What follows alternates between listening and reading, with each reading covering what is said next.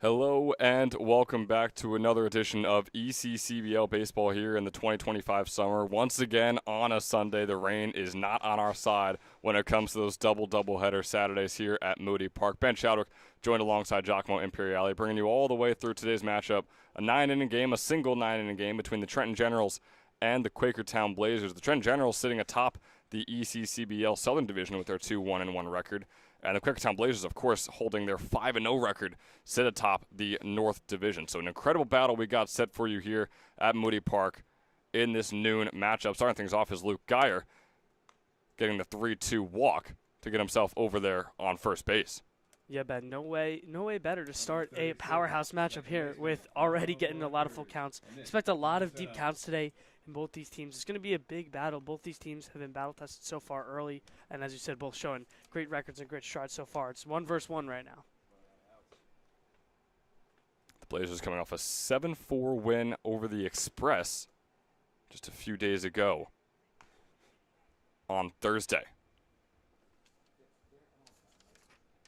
Now up at the plate, Nick Tomasetto, one of several transfer portal players we have in the ECCBL, and we have in this game for you as well. He's got a 1-0 count.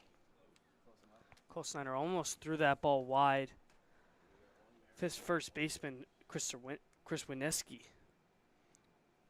Yeah, Snyder on the mound, the 6'2", 170.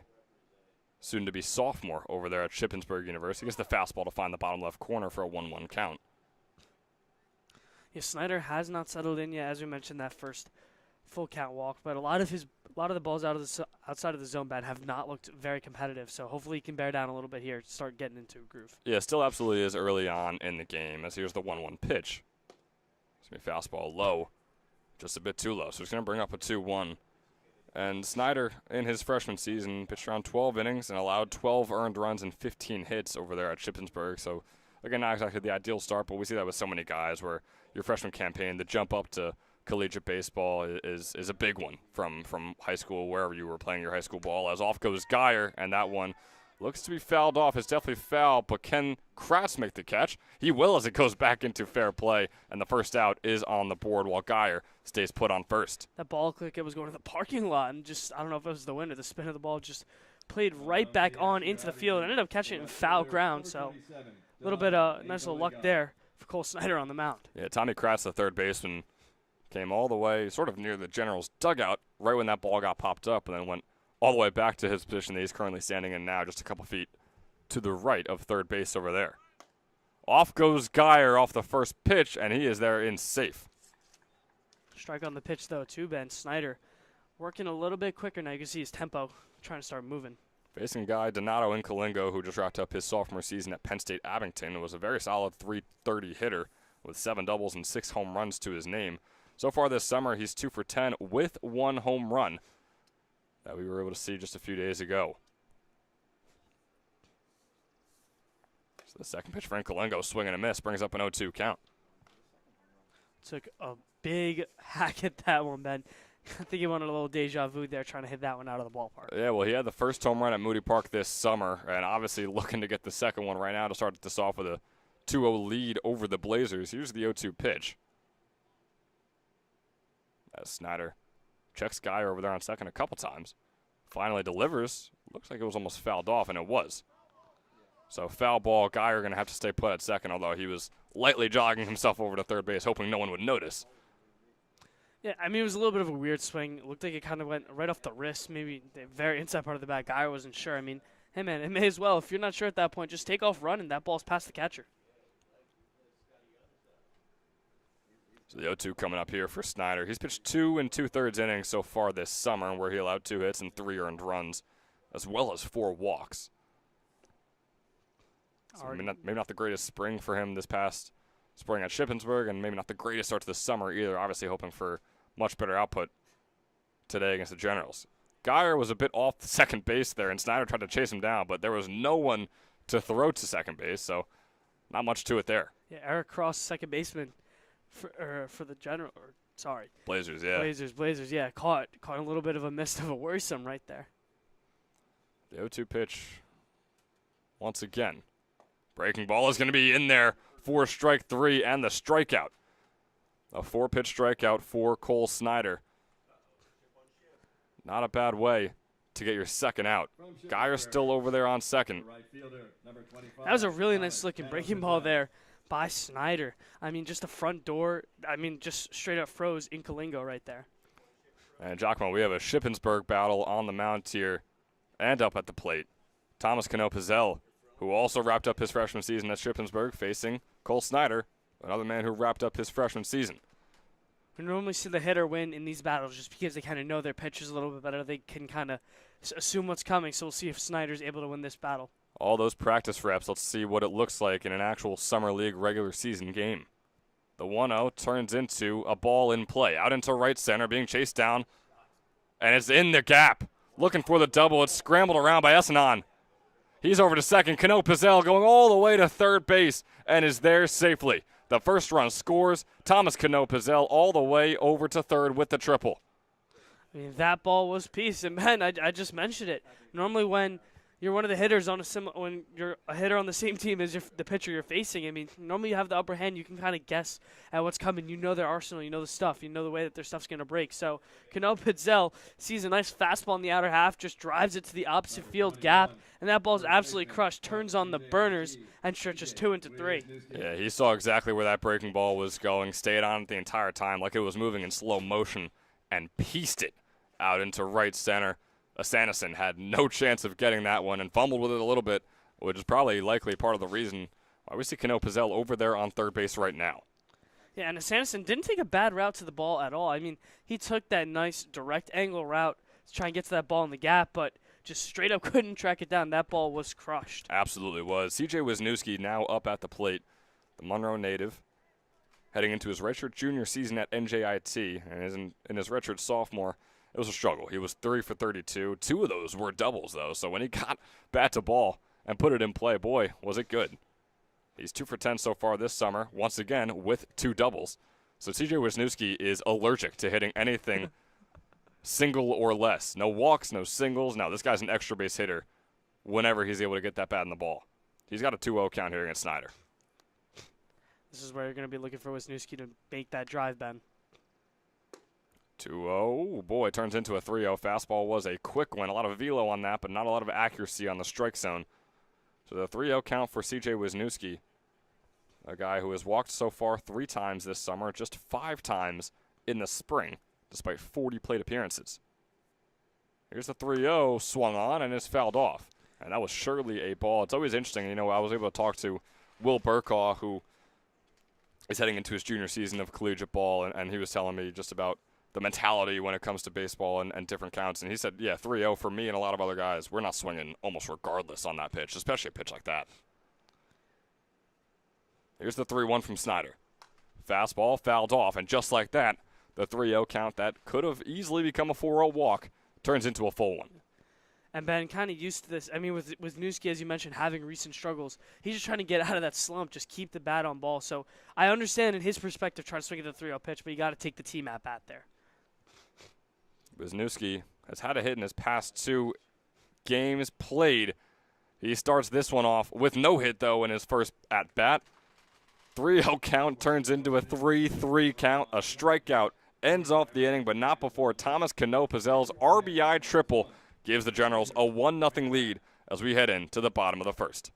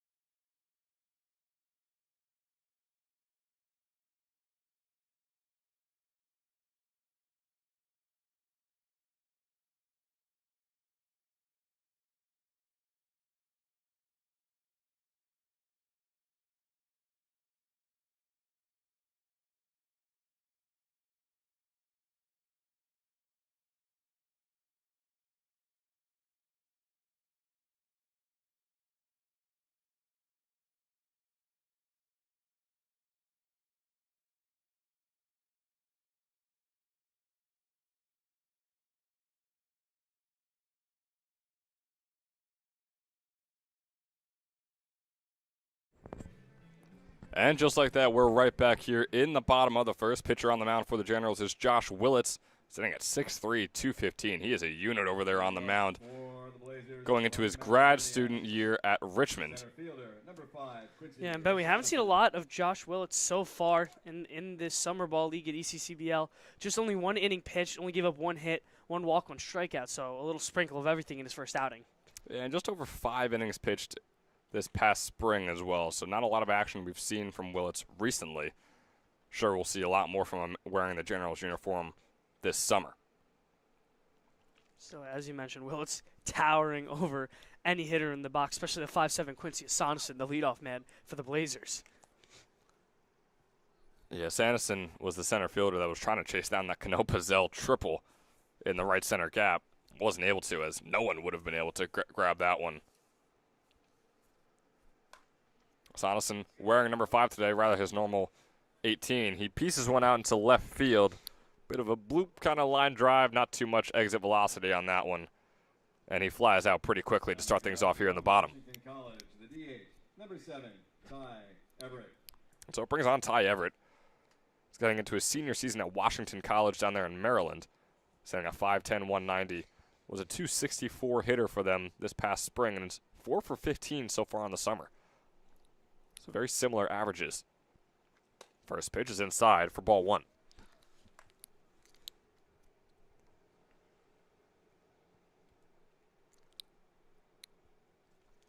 I mean, Everett was a RBI machine in college, and as you mentioned, off to a little bit of a hot start over the summer. We'll see if that's going to keep on translating, keeps that aggressive approach going. Yeah, after his sophomore season, he was named the team's most improved player, and this past spring, he was named the Bo Blanchard He earned the Bo Blanchard Sportsmanship Award.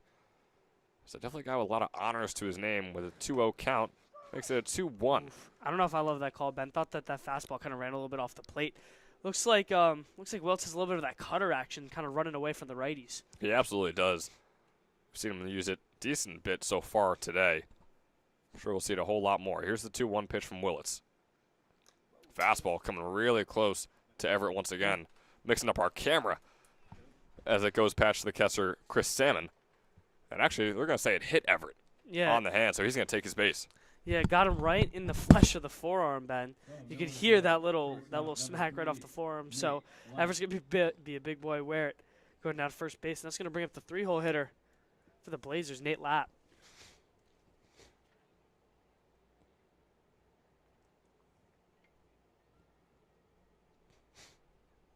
It's his first cutter is away and goes into a 1-0 count.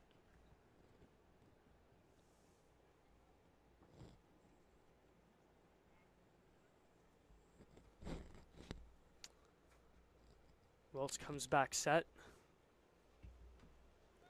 1-0, runner goes. Be a ball on the pitch just off the plate. Everett steals second base. And a wild throw by Salmon behind the plate makes it uncontested.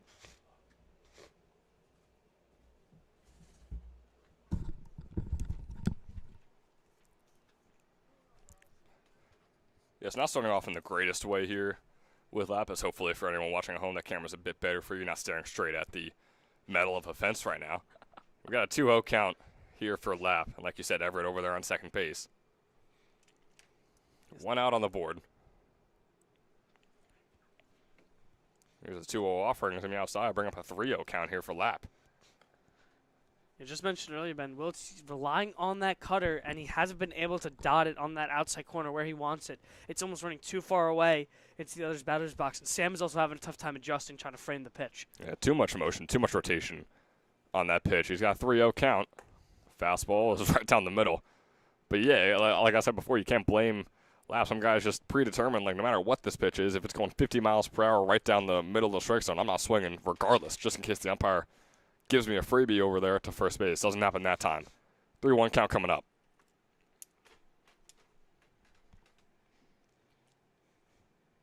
Here's the offering. Fastball is low, and Lapp will take his base. 2 straight runners on, still not a single hit in the bottom of the first for the Quakertown Blazers. But taking advantage where they can. You know, we talk about it all the time here in the ECCBL, especially at Moody Park. This is a small ball game. You know, it's full wooden bats, not the metal bats that these guys are used to in their spring seasons. And, of course, such a giant field. I mean, 330 to left and right field fences, 400 to center field fence. So it's tough to hit bombs. It's tough to get extra base hits, although we've already seen a triple on the top of the first. So walks and hit by pitches are really the name of the game. Nice ball finding the bottom right corner to give it an 0-1 count here against Schallenberger. Schallenberger didn't get a lot of collegiate action this year, but only one at-bat in his redshirt junior season. Yeah, uncommitted, currently in the portal right now. That ball's going to be outside, bring up a 1-1 count. Schallenberger looked absolutely fooled on the breaking ball right there. Just was lucky enough to keep the hands back for a little too long. He chopped up his redshirt sophomore season over at Hartford Community College.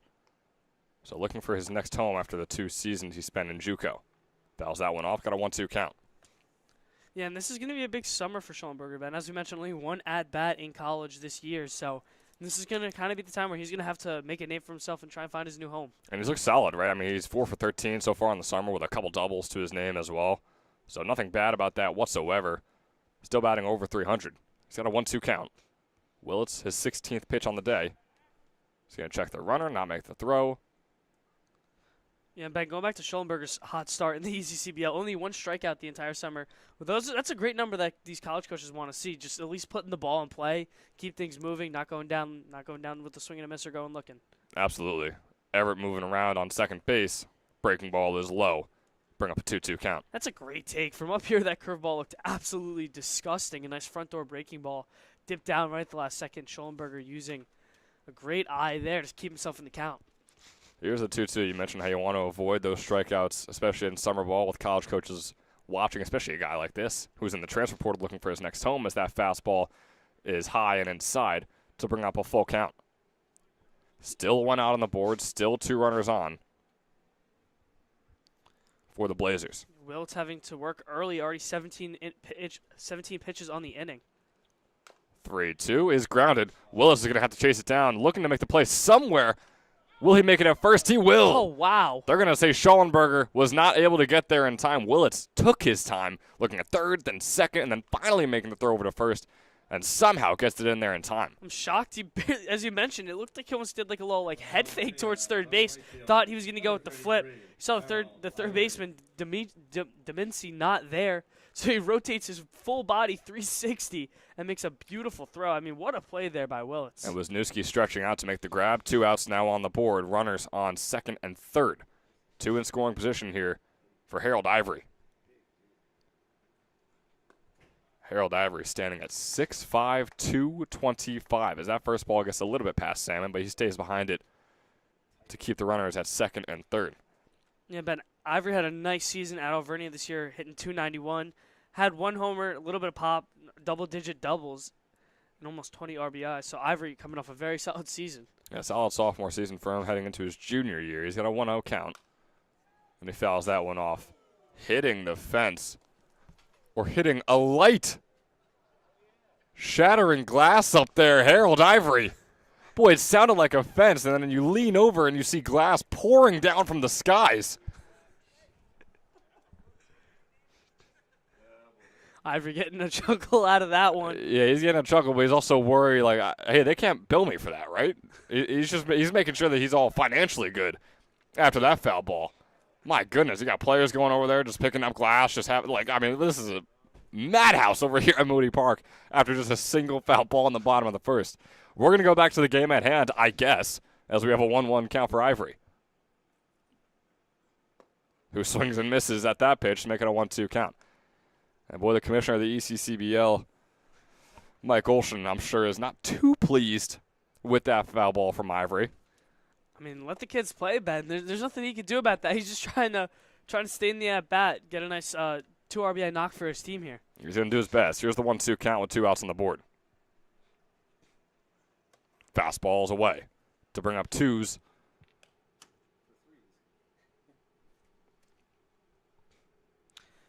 Yeah, Ben, you can see, as we mentioned, Willits with the righties in the box, working away from the righties. You could see with Ivory at the plate, he's still working away to the lefties. He's relying more on a changeup and his flatter fastball on the outer half to the lefties. A guy who's crowding the plate as well. 2-2 count as swung on, goes right over to Sestowicki. Sestowicki makes the throw to first, and it's not there. Wisniewski had to lay out, couldn't get there in time. Everett will score off the hit. Lapp will score off the error. And Ivory gets on via the error. So 2 runs coming all the way home for the Blazers, both on the single error that Justin Sestawicki just made, while his throw was wild and was all the way away from Wisniewski over there on first. And those are the things you hate to see, Ben. A routine ground ball for Sestawicki right there. Had plenty of time, too. It's not like Ivory was out of the box very quickly. He had time to make the play. It was just completely wild up the line. Yep, the inning should be over. I mean, the inning is something that we should be heading to the second right now with the Generals leading 1-0. And just like that, one missed throw, Blazers hold a 2-1 lead. 1-0 turns into a 2-0 for Braden Black. Yeah, Ben, going back to Josh Wiltz, this is already the most pitches he's thrown this summer in his one relief outing appearance, where, as you mentioned, through that one inning, he only threw 23 pitches, already up to 25 in this first inning. Definitely not ideal for your starter. 2-0 count as off goes Ivory to second base. Throw not in there in time. Harold Ivory, all 6'5" of them, hustling over there to second base and getting there in time. Yeah, and Salmon, another not so great throw. We've seen him not two runners going today. Neither throw has really been on the money, what you're looking for. Not the greatest fielding to start off here for the Generals, and you could say the same for pitching too if you'd like. Here's a 3-0 count for Black. Fastball outside, and yet another batter on, not via the hit. There hasn't been one yet for the Blazers, and yet they still lead 2-0, and yet they still have 2 runners on. Generals coach Mike Coryell is going to take the mound, talk to his pitcher for just a second here. Try to give him a breather, give him a break. We'll take a quick break here as well. We'll be right back, though. Generals still desperate to get out of this inning, while the Blazers want to add on to their new lead. We'll be right back.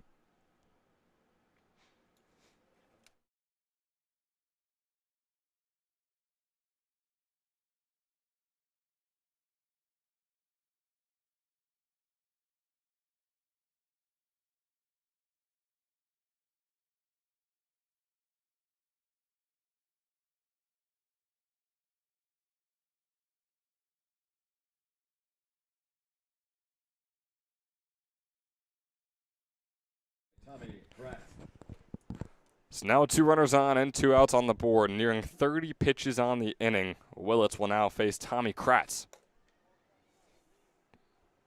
Kratz, a St. Joseph's commit out of Collegeville, Pennsylvania, is 2 for 7 on the summer with a run.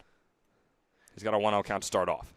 As you mentioned, Ben, that high school to college transition is tough. Kratz so far in his summer league heading into college, not doing too bad. So we'll see what the young kid can do throughout the rest of the summer. And I mean, we got like a 5-6 year difference in the age gap with this pitcher and hitter duel in a summer league, which is about as large as the age gap can get.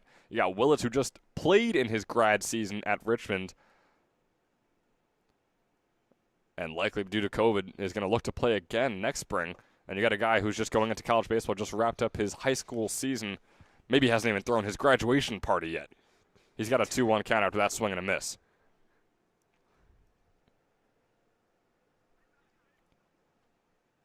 Here's a 2-1. Wind blowing left to right. Some dangerous looking clouds up there as Kratz grounds this one over to Sestawicki. Sestawicki makes the out this time, but not before his error cost 2 runs and cost the lead for the Generals early on in this one. All of a sudden, a crazy inning. We have a light shattering to the left of us. We have 2 runs coming all the way home based on an easy throw that was not made from the shortstop Sestawicki. Just like that, the Quakertown Blazers lead 2-1 after 1 here at Moody Park.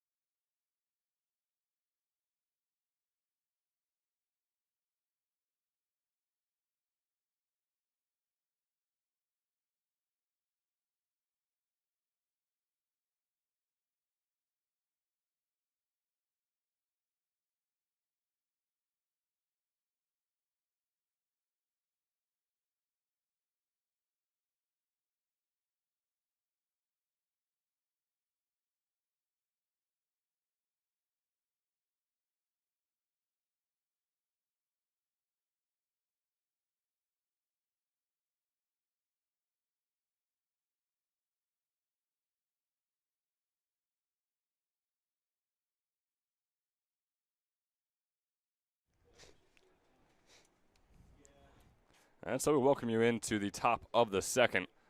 2-1 ball game. A lot of scoring in that first inning. Still only one hit on the board, Jock. So I could tell the story. I mean, it's tough to tell the story of what exactly happened, especially in that bottom of the first.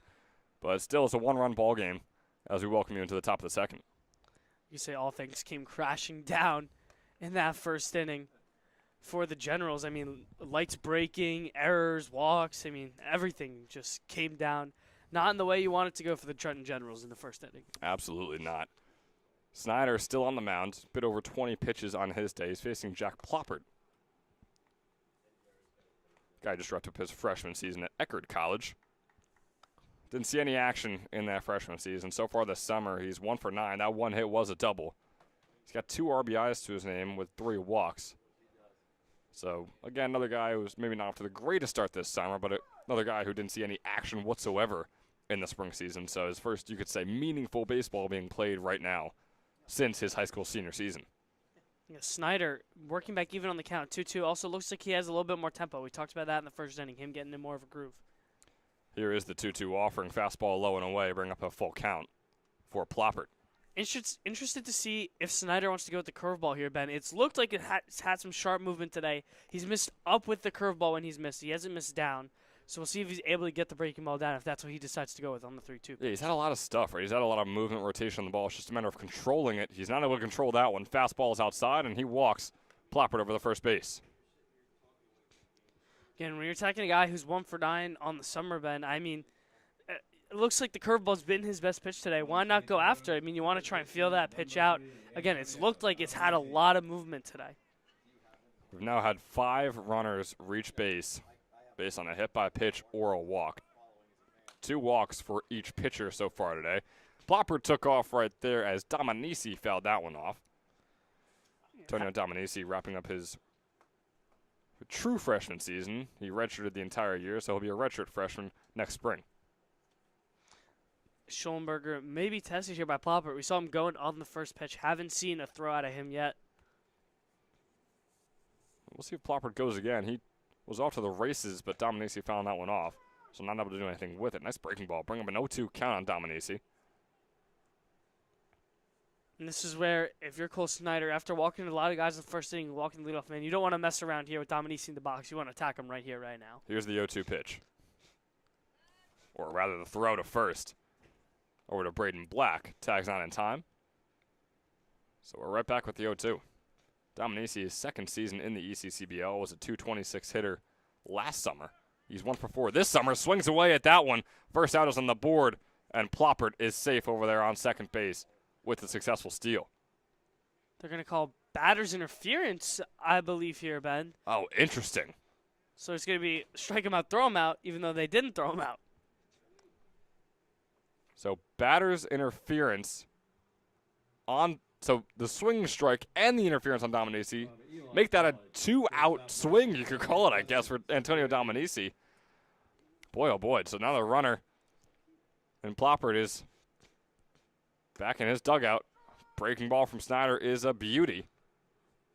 And that's exactly what you want to do if you're Snyder. Hop right back on the mound after a controversial call. Throw the first pitch strike. Take advantage of it. Yeah, keep the inning moving. 0-1 turns into a 1-1. Fastballs away. Facing off against Justin Sestawicki. In his redshirt junior season over there at Elon was a .237 hitter. 4 doubles, 4 homers. He did strike out 21 times compared to his 11 walks. He's facing a 1-1 count here as Snyder's just a little over 30 pitches on the day. Breaking ball out into left field. Tom Show chasing it down, or rather walking over to it, making the grab for out number 3. All of a sudden, top of the first is a quick one. Quakertown Blazers get out of here immediately after that Sestawicki line out into left field. So the Blazers hold a 2-1 lead. Still only 1 hit so far in the game. We'll see if the Blazers can get their first of the day despite holding that 2-1 lead when we come back.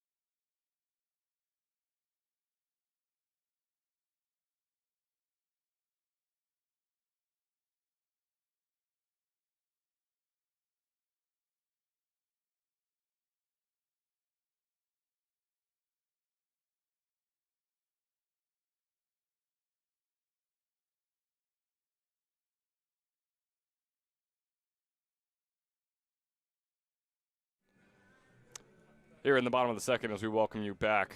Some ECCBL news to share with you. The man that's just taking down the Kings earlier, 8-3. That game just ended. Started around 10 a.m. So that's the first of 2 games over there at Mercer County Community College.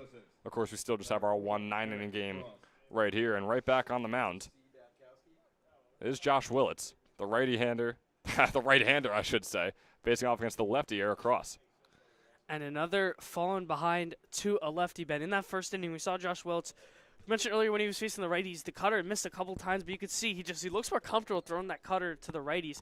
The second those lefties came up, the first one being Harold Ivory, the third, just completely lost control of the fastball. He wanted it to work away, but just completely couldn't find the zone. Everything just in the other's batter's box, and that's where the struggles came in for Josh Wiltz in the first inning. It's definitely going to be something interesting to watch as this game goes on, and we'll see how long Willits is able to pitch for. Of course, he came into this inning already throwing 30 pitches in the bottom of the first. Here in the bottom of the second, he's got a 2-1 count now on Eric Cross. And again, there it is, that fastball that's missing away. Salmon, again, he can't control his body because of how far his fastball is missing away. Here's a 2-1 from Willits, his 35th of the day. Swing and a miss there, brings up a 2-2 count. So Willits battling back. That's the first time I've seen Willits at least try to throw the ball down the middle or into these lefties. He wants to work away, which works well when you are able to locate the fastball, but when you're not, you have to adjust. Here's the 2-2 offering. Fastball is outside. Salmon not even able to get his glove behind it. Just going to bring up the full count. Eric Cross, standing at 5'8", dropped up his freshman season at St. Joseph's. Didn't see a lot of playing time, just went 1 for 7 with a run and 2 walks to his name. So far this summer, he's 1 for 9. Another guy who makes it count with the bat in his hands. That one hit was a double. 3-2 is fouled off. And another long at-bats for Willits. I mean, already up to 37 pitches. After you get through with Cross, I mean, bottom of the order coming up with Tom Show, and then top of the order with Asanason, you gotta make this inning quick. You have Absolutely. to.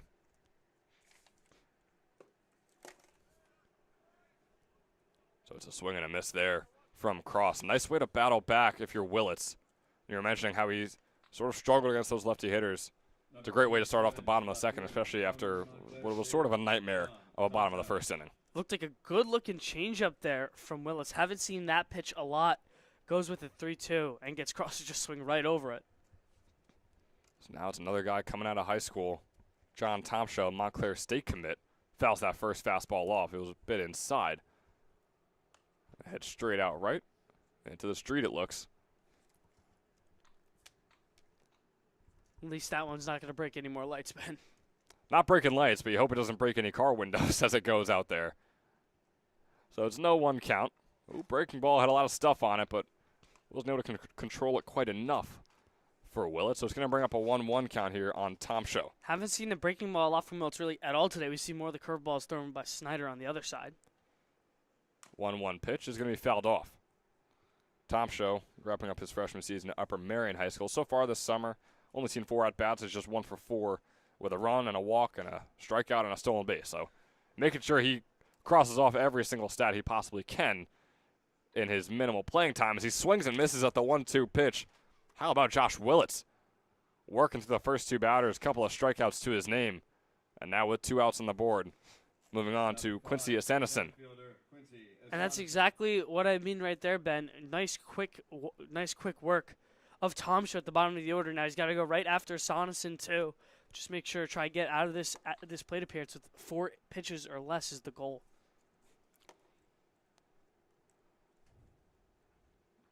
Sonneson's first pitch was looking to bunt there. Pulled back enough time to bring up the 1-0 count as that one was outside.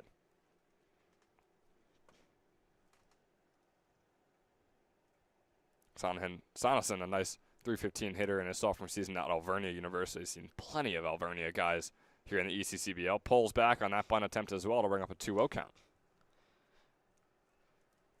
Again, I think it's really interesting how well I feel like his mindset just completely changed the second a lefty steps in the box. He just doesn't look the same. He just looks so uncomfortable out there. Strike called right there. That ball was outside. Sonneson pulled back on his 3rd straight bunt attempt.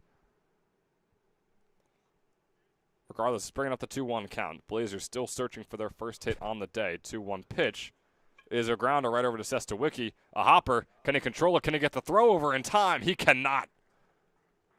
Second error in 2 innings for Sestawicki. His defensive struggles continue today at Moody. A much more understandable one, you could say, that time, but an error regardless. As, yeah, you said it, 2 on the day. And another runner on. That was not via hit for the Blazers.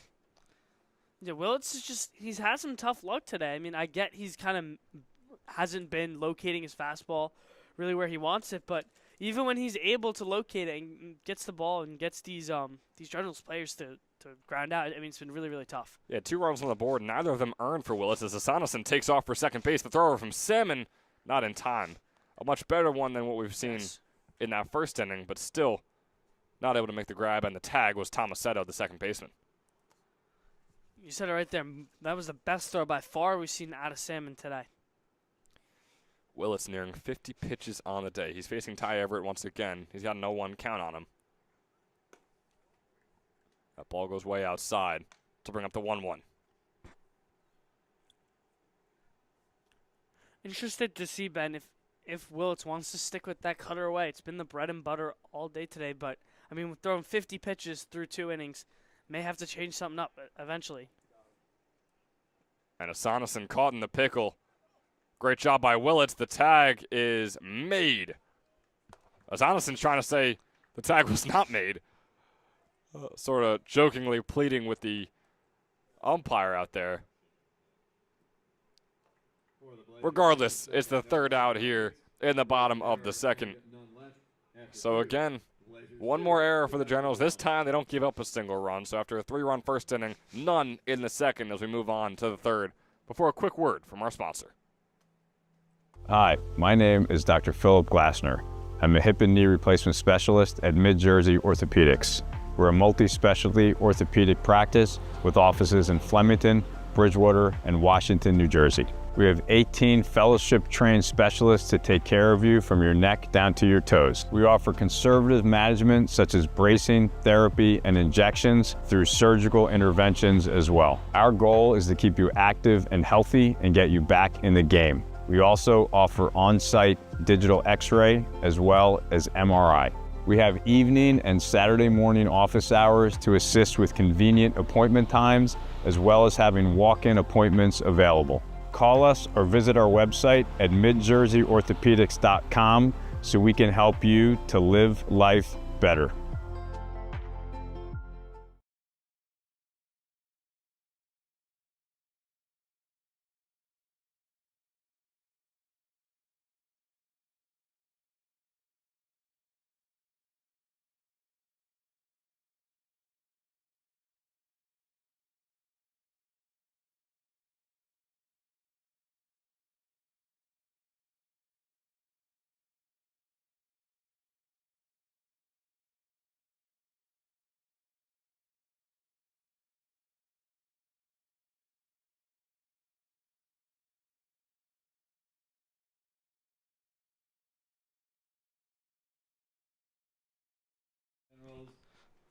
And welcome you back here in the top of the third. Ben Chowdhuck joined alongside Giacomo Imperiale here for this Moody Park baseball action here in the ECCBL, where the Generals trail 2-1 to the Quakertown Blazers. Cole Snyder still on the mound. That fastball's going to be inside on Alex Bischoff. Bischoff just wrapped up his freshman season at Mercer County Community College, was a .232 hitter for them. So far this summer, he's 0 for 9, still looking for his first hit. He's gotten on base just 1 time, has 1 walk in his 10 plate appearances. Can this be the first time? It's a grounder over to Kratz, the third baseman. The throw is over to first base, not in time. He gets on via the air, and now he's off to the races over to second base. Getting down, Alex Bischoff. Boy, still doesn't have that first hit, Jock, but it's his second time being on base so far this summer. I mean, that's just classic textbook example. Put the ball in play, defense is going to make some problems. And now we've seen both sides can have a multi-base error. We saw for just the other side, another error. Some fielding issues, you could say, for both of these teams so far today. Salmon up at the plate, bottom of the order here. Snyder's 37th pitch is going to be a fastball outside. and it's been the left side of the infields for both teams. But I mean, Sestawicki for the Generals, 2 errors himself, and there's an error by Kratz right there, costing 2 bases. Here's the 1-0 count on Salmon. Pitch from Snyder, breaking ball, gets Salmon swinging to bring up a 1-1 count. And there's that good-looking breaking ball from Snyder. As we mentioned again, when he's missing it, he misses up, but he gets Salmon to fish at that one. Got the umpires discussing with each other. I believe they just wanted to move the on-deck batter back a little bit out of play. It looks like what the infield umpire was trying to communicate. So the 1-1 count for Salmon. Breaking ball is outside and low to bring up the 2-1. Snyder's been pretty pitch efficient so far today, Ben. Only 40 pitches through 3 innings. I mean, and comparing him to Willits on the other side, he's had a hell of a lot of a better day. And it looks like Willits' day might even already be done.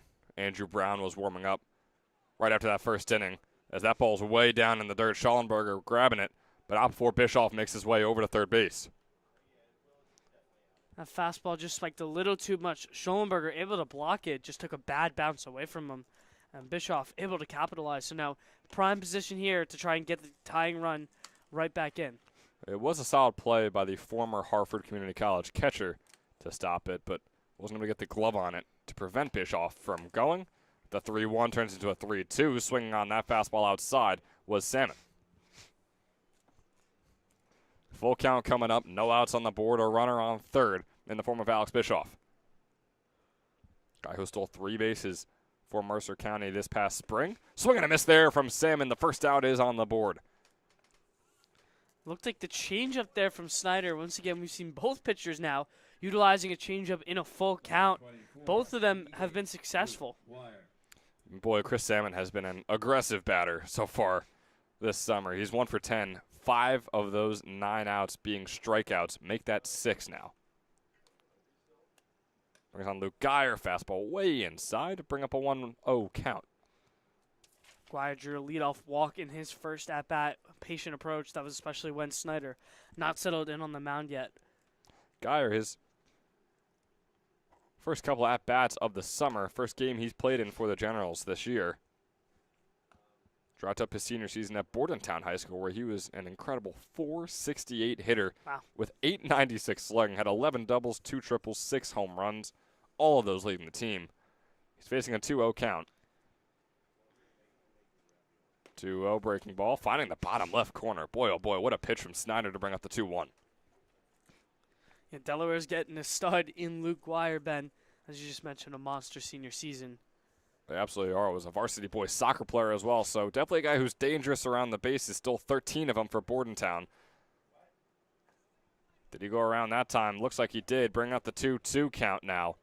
1 out on the board. Boy, you really hope Bischoff isn't left there stranded on third base with no outs. Now could be 2 with 1 swing of the bat right here. Here's the 2-2.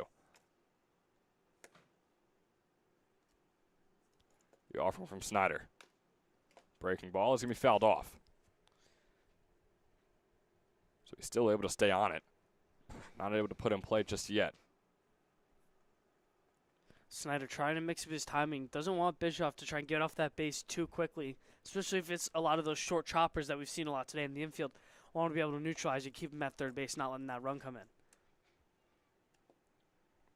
2-2 count remains. Make it a 3-2 full count, but we've seen plenty of those early on in this one. Whether it was a batter battling back or a pitcher able to battle back with a couple of strikes.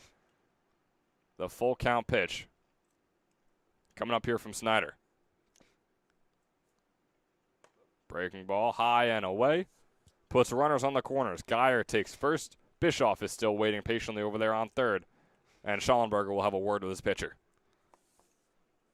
2-0 hitter Nick Tomasetto coming up to the plate. 0 for 1 on the day, trying to look to do some damage. He's got 2 ducks on the pond for him.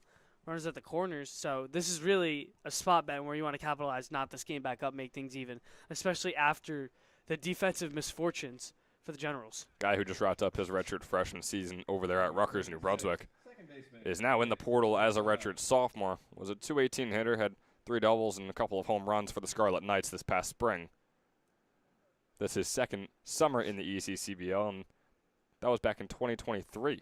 or rather the ACBL, when he was with the Generals. As this one's popped up sky high. Cross is the one second baseman trying to track it down. Boy, it's moving a lot, but Cross makes the grab. Coming all the way back is Geyer, and that throw is inerrant.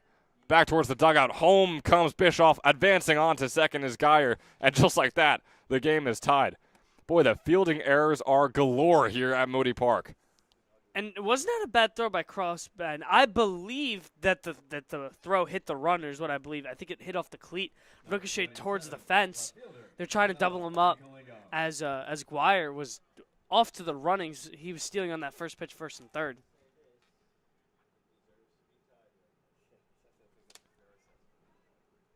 So now 4 combined errors here already in the top of the third. As up at the plate for the Trenton Generals. It's going to be Donato Incalingo, power hitter for them. And now after an awful start by Willits, Snyder also surrendering 2 runs today. So now we're all even, Ben. Even if Willits' day is done, both these teams are right back in this thing. Snyder also over 50 pitches now on the day. Off goes Geyer to third base. The throw over from Schallenberger, not in time. It's a bit off. So maybe I should eat my words. Maybe it was in time, but not exactly on point. The throw over to Kratz, the third baseman over there. I mean, Guire had an unreal jump. He read Snyder like a book. The second I would even say before his lead leg lifted up, Guire was already off to the races. An impeccable jump there. It's the 1-1 count on Incalingo. He's looking to get on base for the first time today. That might do it for him, as if it's going to get down at will. A Sanderson dove early, goes right past him. Geyer comes to second. Incalingo's advancing all the way to third base quite comfortably. Donato Incalingo. We saw a homer from him just a couple days ago. Now we see him on third base after one swing of the bat. Yeah, a single and then 2 extra bases on the Assanison error gives Incalingo a nice little start at third base. And Thomas Cannell Pitzel coming up, and he's already 1 for 1 on the day, trying to do even more damage, extend this newly found Generals lead. Yeah, well, Cannell Pitzel just saw his friend Donato do the same thing he did in the first inning. Of course, like you said, it was a single and then advancing on 2 bases due to the error, but Cannell Pitzel got a true triple in his first at-bat. Takes the breaking ball inside for strike number 1, though. As we mentioned, teammate versus teammate battle right here. Cannell Pitzel got the upper hand of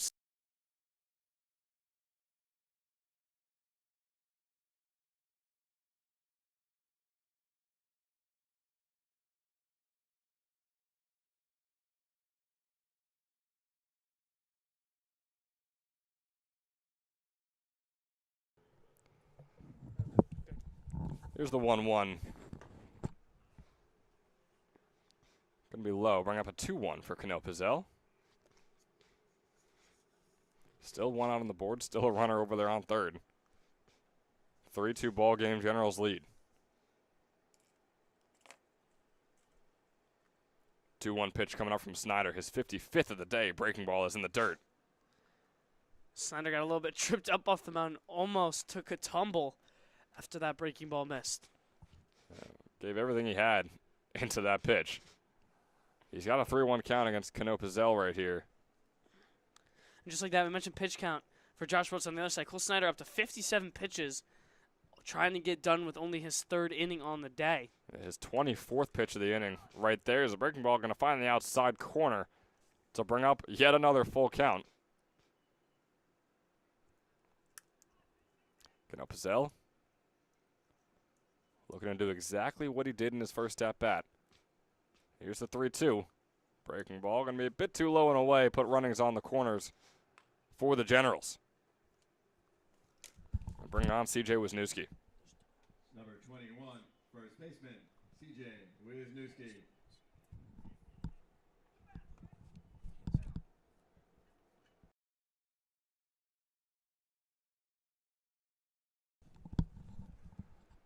So Wisniewski still looking to get on base for the first time today. Checking the runner. Is Snyder over there on first. We haven't seen a lot of that today, Ben. I mean, we mentioned Guire earlier before getting drove in by Incalingo. Had a great jump off of Snyder. He's finally trying to mix up his timing a little bit, trying to control the running game. Fastball's low and outside for the first pitch. It's a 1-0 count.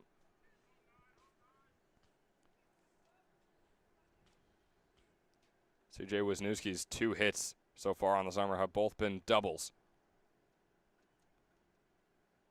And one here could majorly increase the lead. Breaking ball is high. Cano Pizzell takes off for second, and he is tagged out. Great throw over by Schallenberger. Cross making the tag, and just like that, the inning's over. But not before the Generals add on 2 runs and retake the lead in the top of the third. We're moving on to the bottom when we come back. And 1 left after 2 1/2.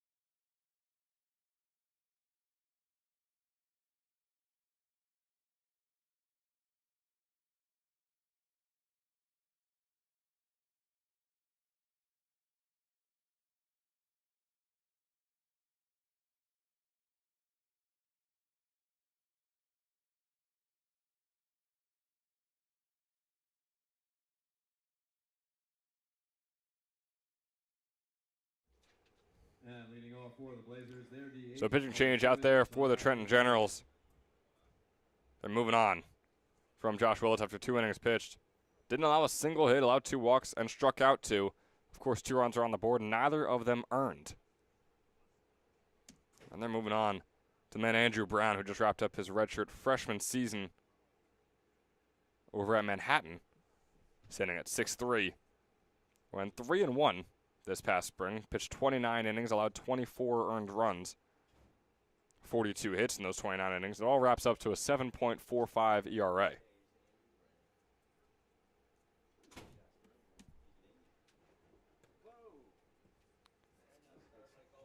And right off the bat, Hitting Everett. That's what his teammate said. Hitting Everett on the arm there, putting him on the base quite quickly to start off. Little yawn on the base right there as well from Brown. So I guess just trying to get himself comfortable. He's facing Nate Lapp here. Lapp is off to an extremely hot start this summer. 6 for 14 so far with a double and 3 RBIs. Has walked 5 times, only struck out twice.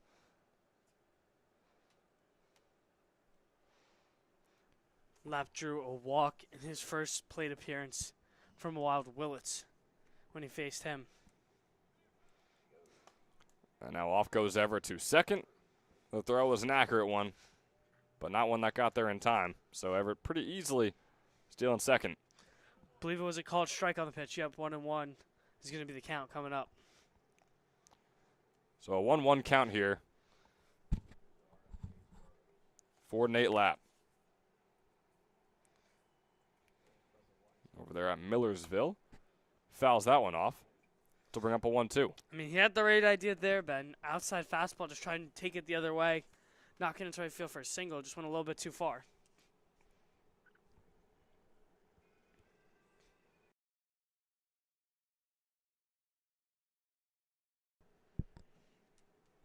So no outs on the board. Everett over there on second. Chopper. Brown making the grab. Odell Beckham with the catch. The throw over is in time.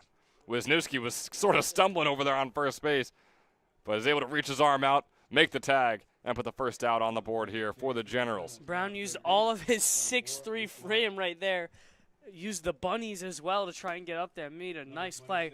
That nice little ground ball slap, whatever you want to call it, looked like it could have been trouble. But Brown able to bear down and make the play. He goes up, reaches into the cookie jar for that chopper. Everett is now over there on third base. There's one out on the board.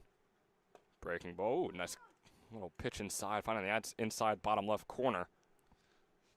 That time on Jackson Schallenberger. Catcher just wrapped up his career at Harford Community College as an uncommitted redshirt junior. Out of Easton, Pennsylvania. Breaking ball's going to be low that time, bringing up a 1-1 count. Seen Brown today come in, and despite the leadoff hit by pitch, he's attacked these hitters pretty well, Ben. I mean, he's thrown a lot of strikes, hasn't missed a lot. That's what you want to see, especially out of one of your guys coming out of the pen. 1-1 is out into center field. Bischoff is chasing it down, still chasing it down, making the grab all the way out there. Everett will pretty easily come home, tying things up at 3. So sac fly from Schallenberger evens the score. Schallenberger hit that ball right on the money, just hit it right at Bischoff. But hey, does a job in that scenario. Can't be too mad about that result. Brings on Harold Ivory, who grounds this one over to Tomasetto. Tomasetto making the throw. That time, he's not able to get on base. The field does its job. 1-run scores for the Blazers. So swapping around what our score was after the first inning. This time, the Gens are able to put 2 on the board. The Blazers only 1. And it's all tied up at 3. Blazers still looking for their first hit as well. The Generals have 2 to their name, both of these fielding units with 2 errors apiece. We'll see if the Blazers can put it together a little bit better when we come back in the top of the 4th.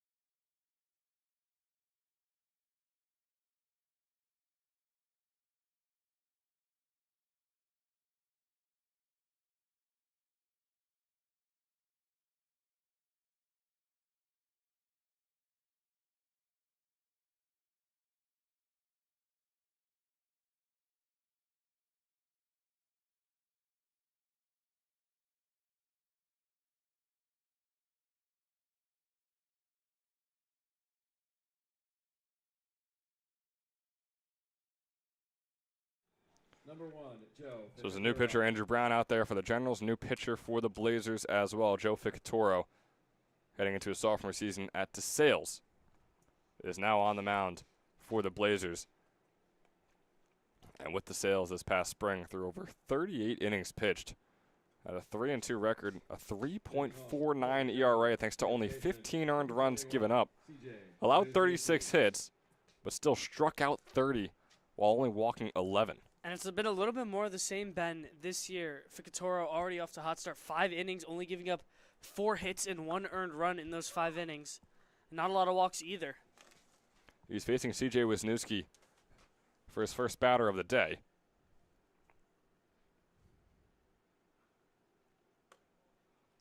Wisniewski struck out in his first at-bat. He's got a 1-1 count here in his second. Tie ball game, 3-3 here at Moody Park between these two, as that one looks to be fouled off, and it will go over the fence. Hopefully not a car there, Ben. That was right in the It, parking lot it looks like territory. we're all clear. It looks like everyone's learning their lesson out there in that main parking lot here at Moody Park. That should not be used when these baseball games are being played. It's a 1-2 count here for Wisniewski. Wind blowing left to right. The offering is going to be way outside to bring up a 2-2. Had some dark clouds that have been looming over us this entire day. Haven't seen any raindrops just yet, knock on wood.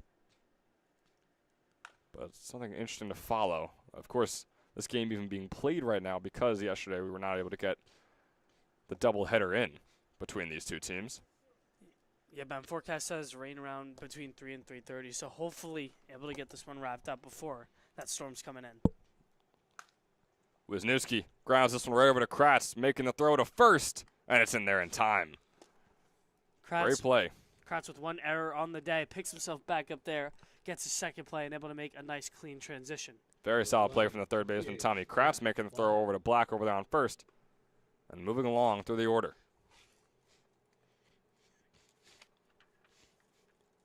Jack Ploppert back up at the plate for his second time today. Ploppert drew a walk in his first at-bat. Very, very passive approach. We'll see if he's a little bit more aggressive against Ficatoro, who doesn't walk a lot of guys. Definitely not on that first pitch. High and inside, starting off with a 1-0 count. And Ploppert does have 3 walks in his 12 plate appearances coming into this game. Make that 4 on 13 now. A couple strikeouts to his name as well. It's just 1 for 9 when actually caught swinging. He's got a 1-1 count.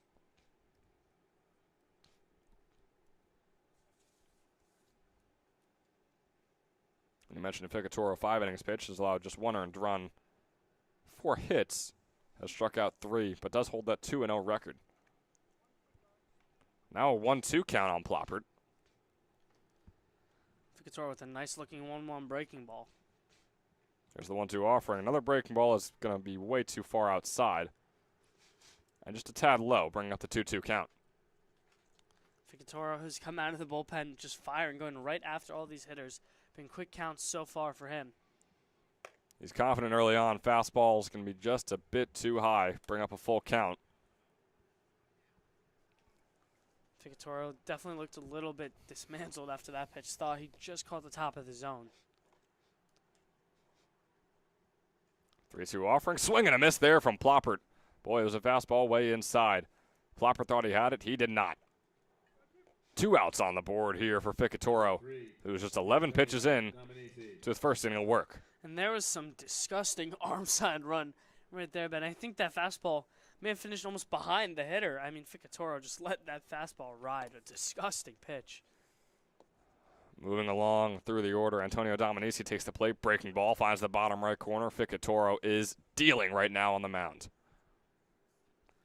I mean, they call it spin and win. The curveball's been moving well. The fastball we saw with some great ride on that 3-2 pitch.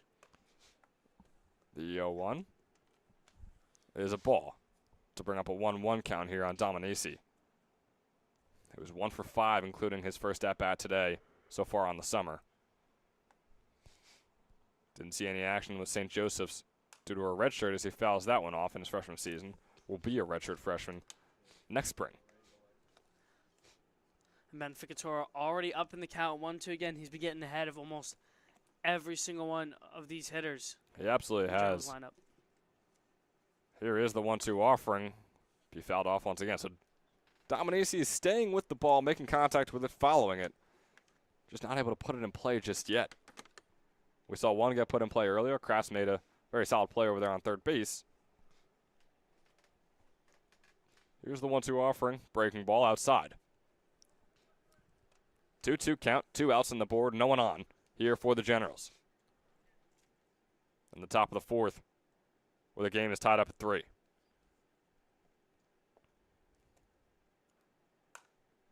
Fastball fouled off. Dominici really battling with Ficatoro here. Trying to add on the 3rd hit of the day for the Generals. 3rd hit of the game it would be as well. Dominici's been fouling off all fastballs. If I'm Ficatoro here, I want to go with the curveball. We'll see if he does. Here's the 2-2. Oh, that was a fastball. That was... Well, we don't really know what that was. I mean, it was definitely not what Ficatoro wanted. We could tell you that one. Headed straight for that St. Joseph's helmet of Antonio Dominici. It looked like he wanted to go back in with the fastball. He's been throwing all these pitches out. 3-2. Breaking ball is going to hit Dominici right on the arm. And he'll take his base. Not a bad idea, Ben. Missed up and in with the fastball. Tries to go with the front door breaking ball, trying to get him off the plate. Just didn't break soon enough. Dominici takes advantage. Great battle by Dominici at the plate. Give the kid credit. It definitely was. And that's Ficatoro's 3rd hit batter of the summer through 6 innings pitched, which isn't the greatest. And also when you look at his past spring with DeSales, where he pitched a little over 38 innings and hit 22 batters, you could tell it's something that he could struggle with when at the mound. Now Justin Sestawicki up at the plate, Ben. He's had a rough day. 2 very, very rough defensive fielding errors. Also 0 for 1 at the plate for the day as he watches the first strike. Yeah, 0-1 count for Sestawicki.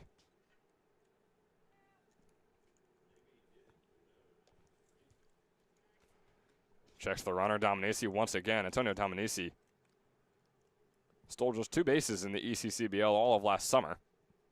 Yet to steal one this summer as another hit batter. Boy, oh boy. His 4th of the spring. A reminder, he hit 22 at DeSales this past spring. And after Ficatoro came in, it looked like he was just completely grooving, just threw all strikes. Now has a little bit of turbulence here, trying to get out of his first inning of work.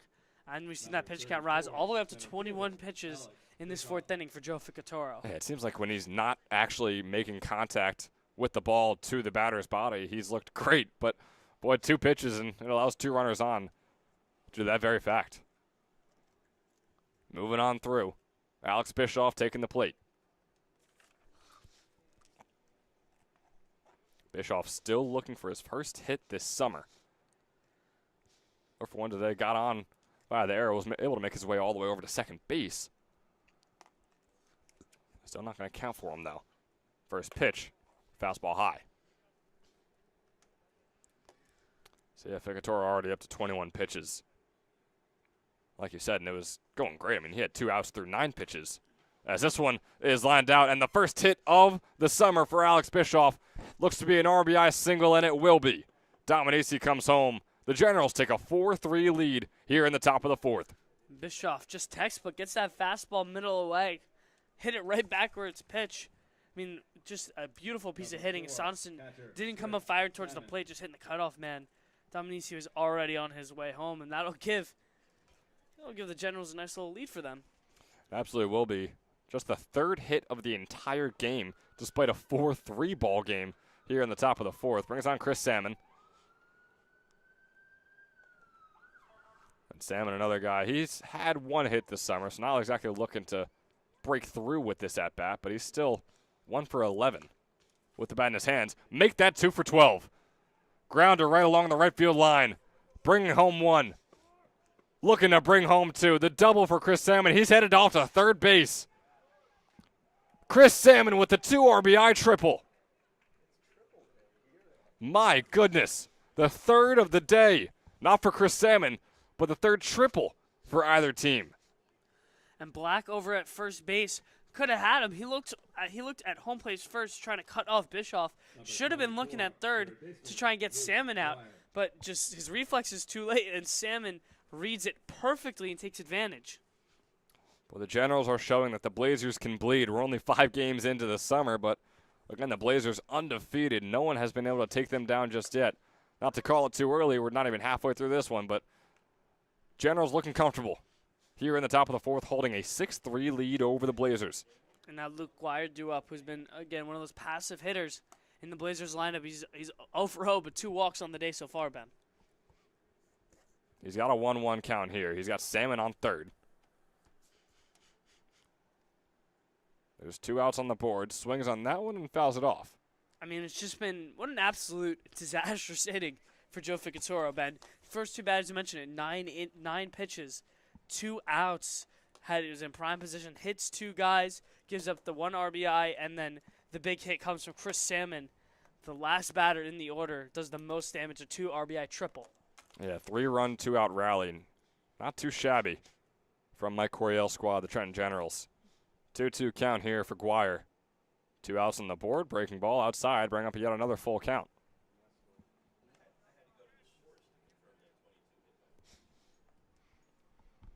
The 3-2 offering coming up from Ficatoro. He's now 30 pitches deep into this inning alone. Here is the offering, breaking ball outside. Runners on the corners. Once again, another runner on once again for the Generals. They are feasting on this new pitcher here in the top of the 4th. And Ben, if you're Ficatoro, this is the guy I want to go after. Nick Tomasetto's 0 for 2 in the day.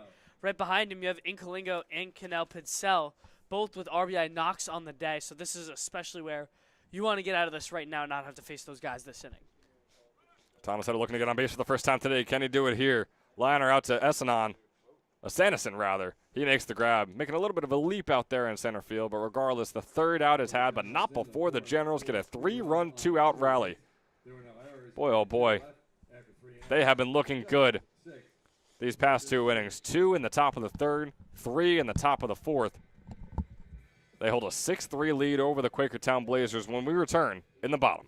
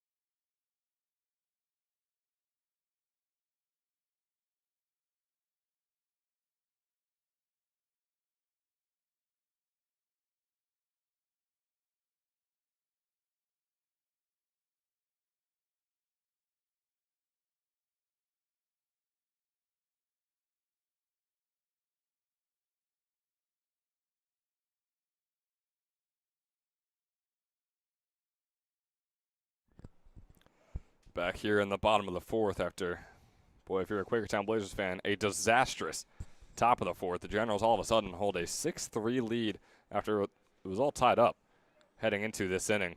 Braden Black is up at the plate. He walked in his first plate appearance, his first at-bat. It's back up again, the lefty hitter. Andrew Brown, Ben, came in last inning, 9 quick pitches for 3 outs. Worked very efficiently. We'll see if he's able to continue that trend in the 4th inning. This just Black's 4th plate appearance this summer. He was 2 for 2 coming into today. Got his first walk of the season earlier today. So you could say Braden Black, Ben, has been unputtable to be out. He's batting 1,000. 1,000 on base percentage, 1,000 average. I mean, he has been perfect so far. He's got a 2-1 count. Brown into the double digits with his pitches now. 2-2, swing and a miss there from Black. Yeah, man, if you're the Blazers, you want Black to keep that 1,000 average right now. Get something course, yeah. going after that disastrous inning. Need a couple runs here. Trying to punch right back. 2-2 offering. Fastball outside, bring up a full count. And Black in the transfer portal right now as a redshirt sophomore. In his redshirt freshman season, he played for Mount St. Mary's. Spent a couple years there is now looking for his next home. Fastball outside. Came into today going 2 for 2 in the very first 2 at-bats of his summer. Got 2 hits, and now in this game, got 2 walks to start off his day. And uncharacteristic from Andrew Brown, we mentioned, Ben came right in, attacked hitters, got everyone out. Leadoff walk there. He shoots a black and has to face Kratz 0 for 1 on the day so far. Yeah, Brown had 20 walks allowed through the 29 innings he pitched for Manhattan in his redshirt freshman season. Now he's got an 0-1 count coming up here on Kratz. Tommy Kratz again, one of these high school guys who was committed to St. Joseph's. He's got an 0-1. Pitch from Brown is low and too far away, so no play can be made by Chris Salmon as Braden Black easily advances onto second base. And since it's so early, we could say this too, his first stolen base of the summer as well. Bunch of guys checking boxes early in the season. Braden Black probably at the top of that list so far. Yeah, four plate appearances and getting on base every single time is nothing to scoff at. 2 hits, 2 walks.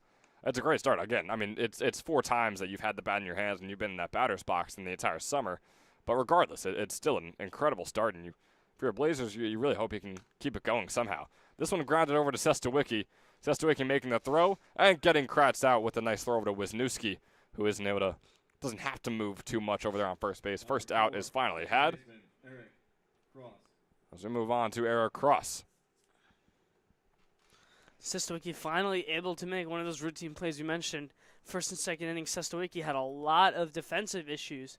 Finally able to pick himself back up. Yeah, shortstops for both teams have had their issues, you could say, like you just did so far in this one. Eric Cross up at the plate, the lefty hitter, standing at 5'8", 150. So not exactly his teammate Harold Ivory, standing at 6'5", 225. Gotta love how both these guys can play the same sport, right? I think that's just such a cool thing. It's the same thing in football when you got these O-linemen and these running backs. Running backs might be 5'8", 170. You got an O-lineman standing at 6'8", 400. And they're playing the same exact sport, making the same money. We got a 2-0 count here on Cross. Still looking to get on base for the first time today. Has struggled getting on base so far this summer. He's just 1 for 9 with a walk. Fastball's inside, bring up a 3-0 count. You're going back to that, Ben. That's the beauty of sports right there. If you can carve out a role on any team, no matter size, height, personality, whatever you are, I mean, there's always going to be a way to find yourself on a field. Absolutely. There's so many sports where all the guys look very, very similar, but a sport like baseball, I mean, like we just said, you could have a near foot difference in between 2 players. 3-1 count now on Cross. That one a called strike 1 for Brown. It's not like we're playing basketball, Ben. Everyone's 6'2 plus.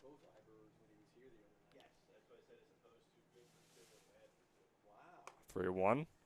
Walks Cross. And even basketball, I mean, you got your guys that are 6 foot, sometimes even below 6 foot. You got Isaiah Thomas, who played for the Celtics, who was dropping 30, 40 points a game at one point.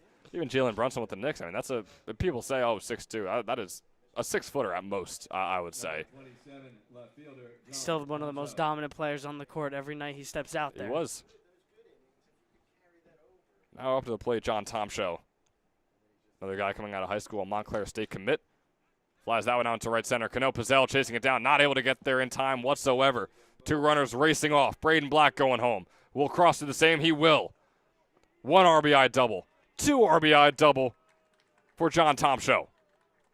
Tomshow gets the outside fastball. First pitch, driving, puts it right over the head of Cano Pincel. And Tomshow, as you just mentioned, 2 RBIs cutting into this Generals lead, and the Blazers are not dead yet. John Tomshow's first extra base hit of the summer. His first RBIs of the summer. 1 swing of the bat, and all of a sudden it's a 1-run game where the Generals lead 6-5. Now Quincy Sonson up. He's had a lot of contact today, Ben. Hasn't resulted in a hit. It's 2 groundouts on the day.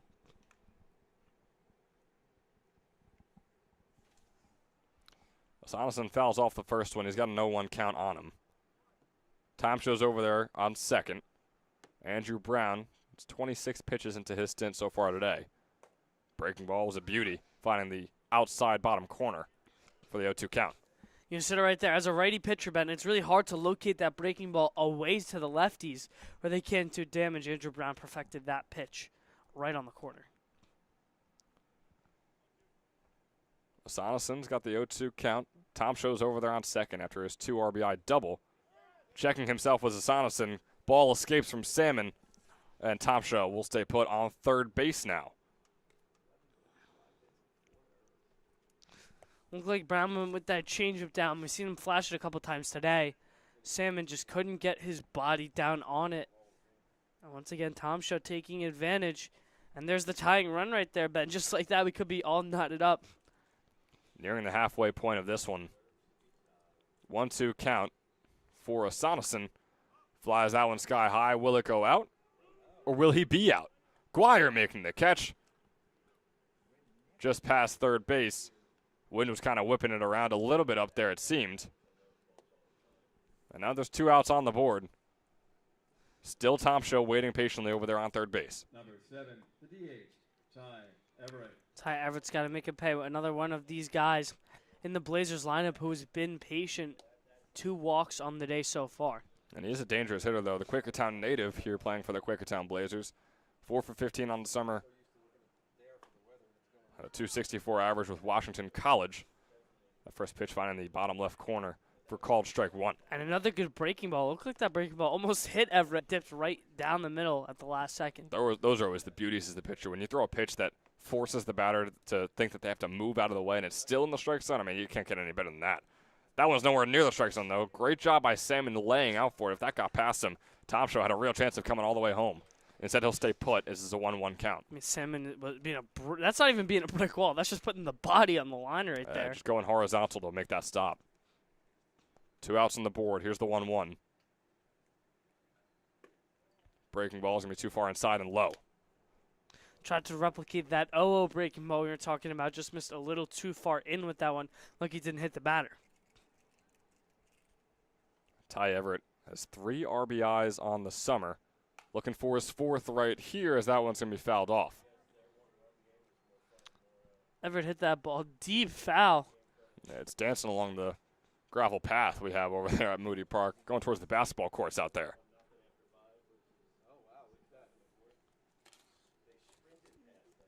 Two-two count here for Ty Everett, who, like you said, walked in his first 2 plate appearances. An over 300 hitter for the Blazers this summer. There's his 5th hit of the summer and his 5th RBI as well. I mean, another beautiful piece of hitting by the Blazers, Ben. I mean, we saw Tom Show take the outside fastball away, and then right there, you see Everett gets the curveball down, just laces it right up the middle. Number 3, Right up the middle to Bischoff, like you said. All of a sudden, we had a 3-3 ball game not too long ago. Now we have a 6-6 ball game. Both teams are pulling ahead and then going behind and getting the comeback to make the score even. Regardless, it's been a tie game 3 different times today. Up at the plate is Nate Lapp. Neither of these teams want to lose this game, as you mentioned, Ben. The 2 top teams, number 1 in the North and number 1 in the South, respectively. And both of these teams want to hold on and have the bragging rights as the best team in the league so far. Absolutely. It's an 0-2 count to start off on Lapp quickly here.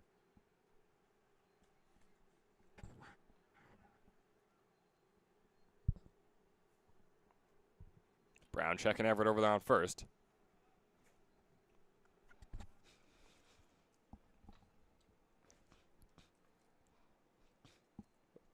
As the wind dies down, here's the pitch from Brown. That's going to hit him right in the back. Lapp will make his way over to first. And the inning continues. number 26, catcher Jackson Schollenberger. So there were 2 outs on the board. And there was an RBI single. Now a hit by pitch. The inning's still going as Salmon heading over to talk to his pitcher on the mound. As you mentioned it, Ben, the Blazers were seeking their first hit all day, despite putting up three runs. They've had 2 this inning.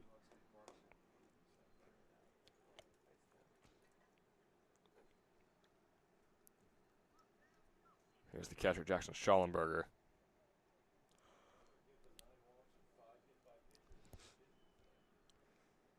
Had a sacrifice fly earlier. Could have a chance to do that again, depending on how far he puts this ball out there. Salmon having to get behind that one once again. Boy, Brown is starting to lose it a little bit, but I'll tell you, someone who isn't losing it is Salmon behind the dish. He had that one time where ball did get past him when it was in the dirt, and it was a rough one. But ever since then, he has been laying out. He's been all over the place, making sure that that ball is staying in the dirt and not going back towards us in the fence. Breaking ball makes it a 2-0 count. Going back to Salmon, we saw just the prior, and he had his best throw of the day, hosing down a runner on a strike him out, throw him out play. Here's the 2-0. Fastball low and away. And right now, Ben, is where I expect to see some activity going down in the bullpen for the Blazers. You would think that they would start maybe trotting someone out. For the Generals, rather. For the Generals, yeah. Still no one out there for the Gens, or either team for that matter. 3-0 pitch. Fastball's going to be in there for strike one. 3-1 count here for Schallenberger. Brown now over 40 pitches on the day. And just his second inning of work, trying to wrap up his second inning of work here. 3-1 offering. Fastball's going to be grounded right out to left field. Inkalingo will not pick it up. It's going to get past him. Home comes Everett. Home comes Lapp. The 2 RBI single that'll still put Schallenberger on second due to the error.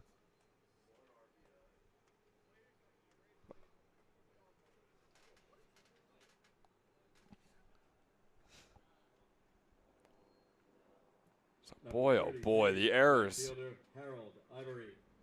have tore apart both these teams today. And that's really why we're seeing such a high-scoring game. 8-6, the Blazers lead. After that, 1 RBI single from Schallenberger. Of course, the second run scoring on the error. Schallenberger advancing to second on the error. And it brings on Harold Ivory, who pops this one sky high out into left center. Bischoff waltzing over to make the grab, and he does. That's the third out here in the bottom of the fourth. Not before 5 runs are scored from the Quakertown Blazers. Boy, they trailed 6-3. Now they hold an 8-6 lead. This is a roller coaster day for both these squads. With the way it's going, the Generals look to take a 10-8 lead. And when we come back in the top of the 5th, we'll have to wait and find out. Heading into the top of the 5th, Blazers lead 8-6. We'll be right back after a quick word from our sponsor. Hi, my name is Dr. Philip Glassner. I'm a hip and knee replacement specialist at Mid-Jersey Orthopedics. We're a multi-specialty orthopedic practice with offices in Flemington, Bridgewater, and Washington, New Jersey. We have 18 fellowship-trained specialists to take care of you from your neck down to your toes. We offer conservative management such as bracing, therapy, and injections through surgical interventions as well. Our goal is to keep you active and healthy and get you back in the game. We also offer on-site digital x-ray as well as MRI. We have evening and Saturday morning office hours to assist with convenient appointment times, as well as having walk-in appointments available. Call us or visit our website at midjerseyorthopedics.com so we can help you to live life better.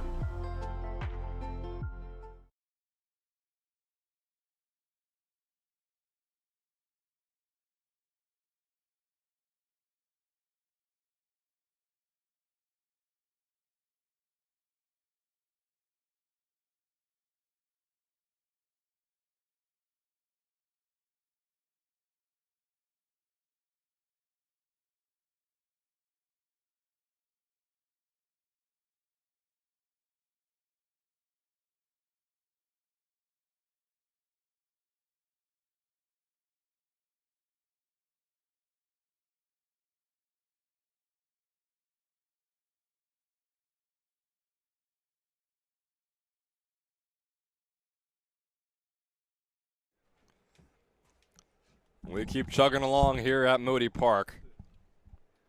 Reaching the halfway point of this one here in the top of the 5th. Donato Inkalingo taking the plate. Chugging along, I feel like it's the right word, Ben. There's been so many head-scratching, wheels falling off moments. We've had a light broken today, so things really falling apart here in Moody, but just keeping the game going. Absolutely are. Donato Inkalingo is 1 for 2. And that one hit, boy, was it a good one. The triple. He's facing a 1-1 count. So a triple and a home run in his past 2 games. Not too shabby from Inkalingo down there. Just wrapped up his sophomore season at Penn State Abington. Facing off against Joe Ficatoro, who had 2 outs through 9 pitches and is now 35 pitches deep. Here as he starts off his 2nd inning of work. We've seen a lot of long, deep counts from every pitcher on both sides, Ben. No one has really came in and just fired it in there. Swing and a miss there from Inkalingo on the 3-1 count.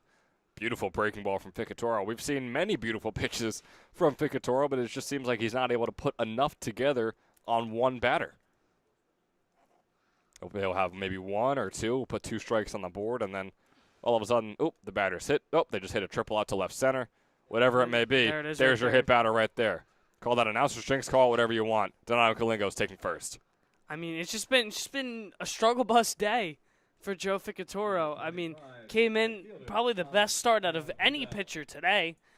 Looked really, really good, and then just the wheels start falling apart in his first inning of work, and then not the way you want to start with. At least on a 3-2, you want to be able to at least challenge, or if you're going to miss, not hit him.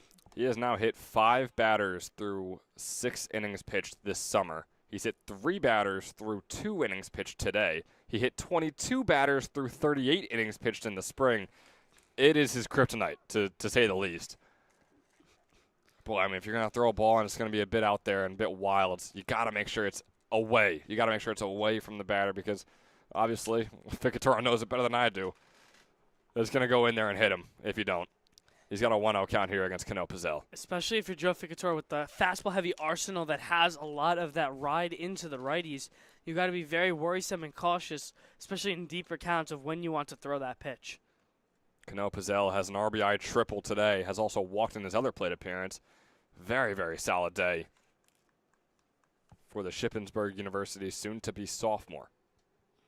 He's 4 for 10 on the summer with 2 RBIs to his name. Fastball in there for strike 1, right down the middle, it looked like, from Ficatoro. 2-1 count. And Kalingo over there on first. It's a big guy who's going to go try and steal right now. Schallenberger's going to try and prevent him from doing so. The ball goes through the glove of Cross. Makes some contact with Kalingo, it seemed, as well, but he's over there on second. And more importantly, Ben, another miss by Ficatoro, miss with the fastball down there. So another 3-1 count already this inning. His pitch count just keeps climbing. He's up to 42 now on the day. 3-1 offering coming up here. Cano Pizzell will be hit. How many more times does this have to happen before a change is made? And before Mike Coryell possibly blows the top off? Mike Coryell still no activity in the bullpen, which I even think is the most surprising thing, Ben. No activity for either side for the Quakertown Blazers or the Trenton Generals. And you know, Giacomo, I know you maybe weren't here with us, but a summer or 2 ago we saw a pitcher for the Kings who was sort of in a similar scenario that Joe Ficatoro is right now. I mean, he had wild pitch after wild pitch. Was probably throwing in the mid-90s, but boy, I mean, he hit 6 batters in 2 innings, and he had 4 wild pitches that just advanced all the runners. It was a disastrous performance. Not saying we're there just yet here with Ficatoro, but we're getting there. And it's brutal because Joe Ficatoro, like we said, when he's not hitting a batter, he's an incredible pitcher. He had a 3.5 ERA in his freshman season at DeSales. He looked really solid, had so many strikeouts to his name. But the one thing on that stat sheet, when you look at his DeSales freshman season, 22 hit batters and 38 innings pitched. And that's the story that's being told today. C.J. Wisniewski, 0 for 2, looking to get on base for the first time today, swing and a miss on the first one. Inkalingo advances on to third, and no challenge from Schallenberger, no throw over, which is an interesting choice.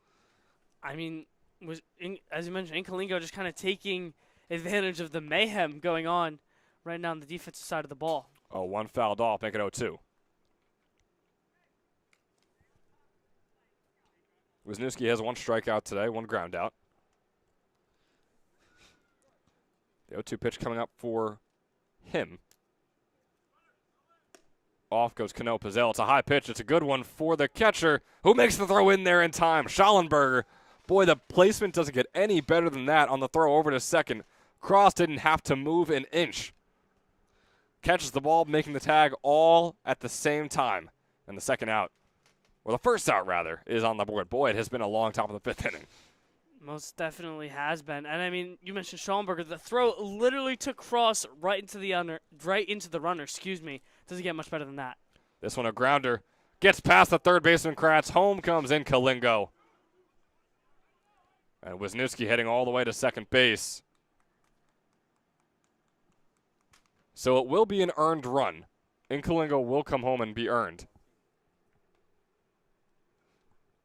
But Wisniewski gets all the way over to second base on the error from Kratz. It's been a rough day for Kratz. It's been a rough day for Lapp. It's been a rough day for some Generals fielders as well. 6 errors so far.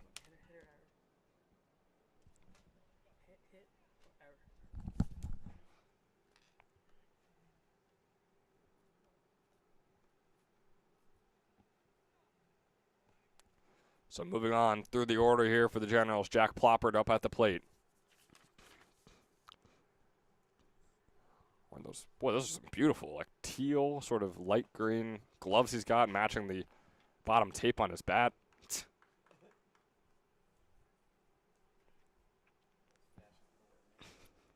Nice little fashion. Yeah, the Nike symbol on his cleats is sort of matching the same color too. You gotta love it. The sandwich style, I like to call it, Giacomo. Hopefully that sandwich style lets Plopper get his first hit on the day. He's 0 for 1 so far. You gotta hope. 1-1 count. He's gotten on base once today. Swing and a miss there, though. Makes it a 1-2. There is that one out on the board. It's a 7-8 ball game in the top of the 5th. And we're coming off a high-scoring one just the other day here at Moody Park, as that one is going to hit Ploppert, they're going to say. Sounded like it came off the bat, is that it's another hit batter for Joe Ficatoro. Once again, I ask, how much longer can this go on? And the even more unfortunate thing here, Ben, is that Wisniewski had third base wrapped up and stolen for the Generals. So obviously with the hit by pitch, he's going to have to go back. But now it's first and second, only one dead, and Dominici back up at the plate. First pitch to Dominici's fastball outside. I'll bring up a 1-0 count. Dominici was one of the many victims, you could say, of these hit batters. It was the first, in fact, to start off this awful train for Ficatoro. He's 0 for 1 with that one hit by pitch. He's got a 1-1 count here. And still, I'm just shocked that there's no at least bullpen activity going on, Ben. That's what I'm more surprised about. The Blazers have still been reluctantly not putting anyone up yet. Yeah, not only has Ficatoro struggled on the mound, but he's pretty deep into his stint. Although it's only his second inning of work, he's 54 pitches in so far today. Swing and a miss there from Dominici. 2-2 count for him. Dominici liked, I believe it was a fastball up that Ficatoro went. Tried to drive the one over the fence. Just came up with nothing but air. He's got the 2-2 count here, 2 runners on. Fastball low, bring up another full count for Joe Ficatoro. I mean, what are the live odds that that this is a hit by pitch, Ben? Boy, you really hope it's not. I mean, you'll take a walk just for the mentality and the morality of it at this point. We'll see if that's the case, though. Here's the 3-2 offering. Swung on by Dominici, right over to Lapp, looking for the double play. The throw over, out at second, out at first. Dominici slowing down majorly on his run over to first base, sort of accepted the fact that he was going to get out. So a great way to end off the inning for the Blazers, but boy, oh boy, if you're Joe Ficatoro, you are in your own head right now, and you got to get out of it. After 4.5, the Blazers 8, the Generals 7. Heading in to the bottom of the 5th. It's an 8-7 ball game. We are on pace for a shootout here at Moody Park. You've heard me for the first half of this game, and I know I will lessen up on the talking in the second half. We're going to hand things over to my man Giacomo Imperiale, taking you through the back half of this game where the Quakertown Blazers lead 8-7 over the Trenton Generals here at Moody Park.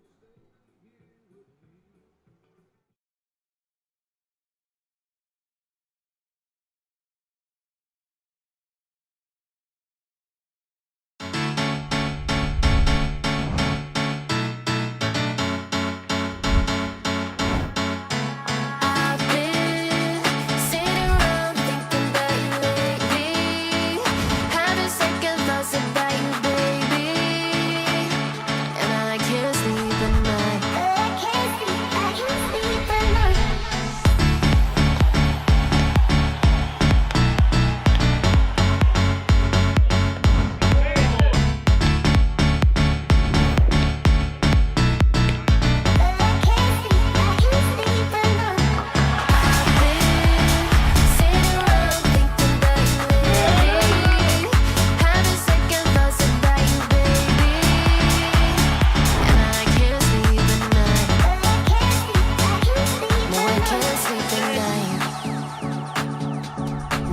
can't sleep at night.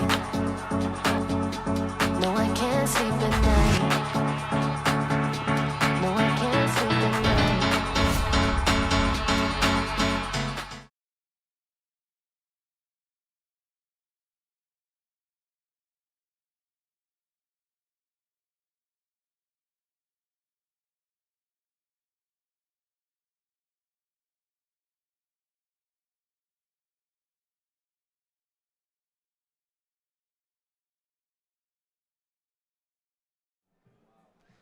And welcome back to Moody Park on this cloudy Sunday. We've had one doozy of a game with the Blazers up 8-7 on the Generals once again. Jock McPrally joined here by Ben Chadwick. New arm on the mound for the Generals, finally switching something up. It's Jake Doherty up at the mound for the Generals.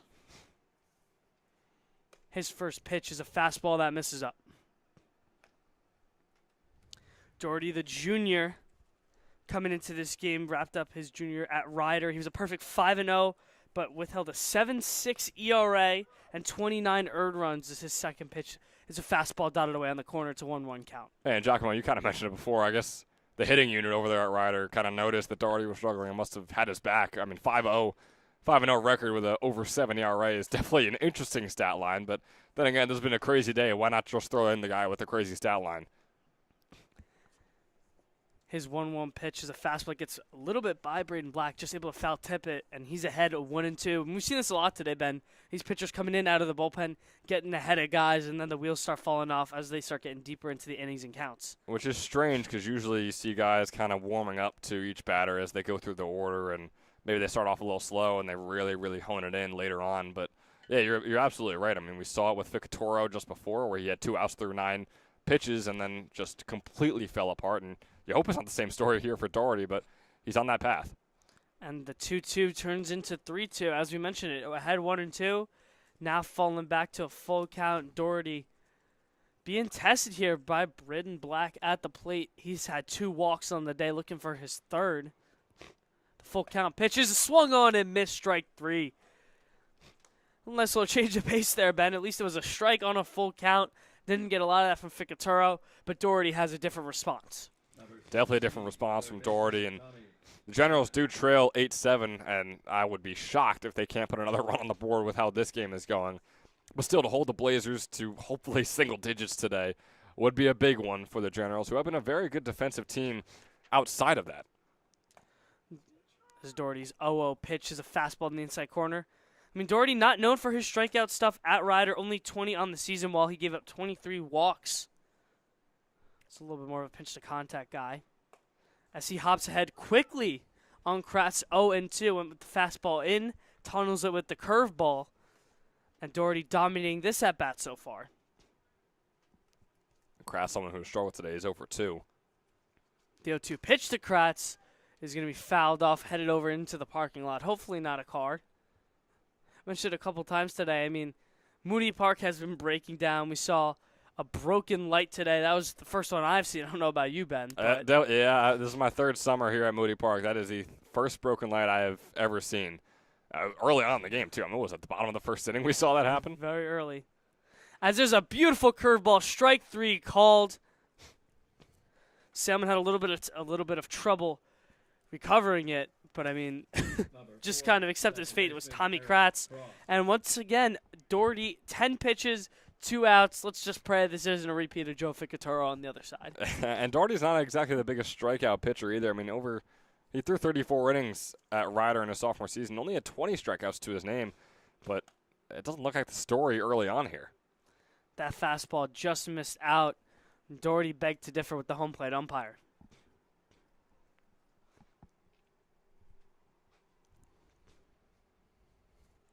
Eric Cross back up at the plate as he watches the 1-0 fastball away for strike 1.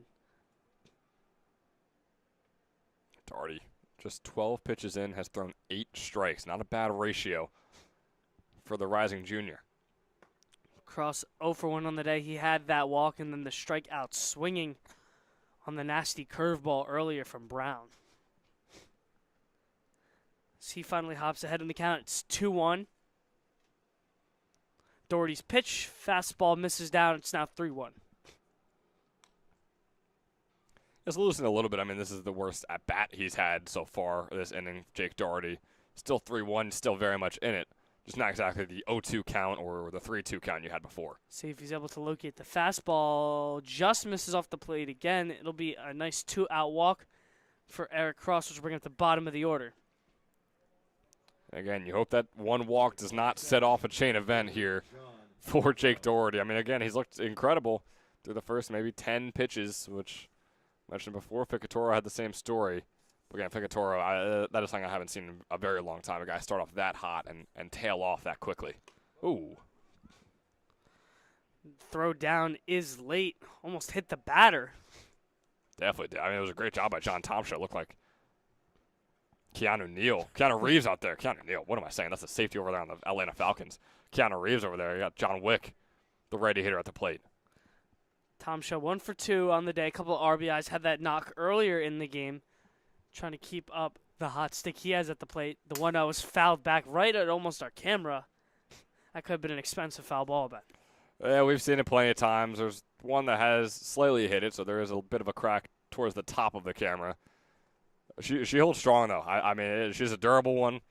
She lets our viewers watch the game as we have our impeccable, excellent broadcasting to describe everything. So she's been through a lot. Nothing better than that. The 1-1 pitch hit up in the air. That ball's headed towards the gap. Tomshaw looking for his second extra base hit of the day, and he will. One hops the wall. Tomshaw will pull in at second, and it's an RBI double, his second on the day for John Tomshaw.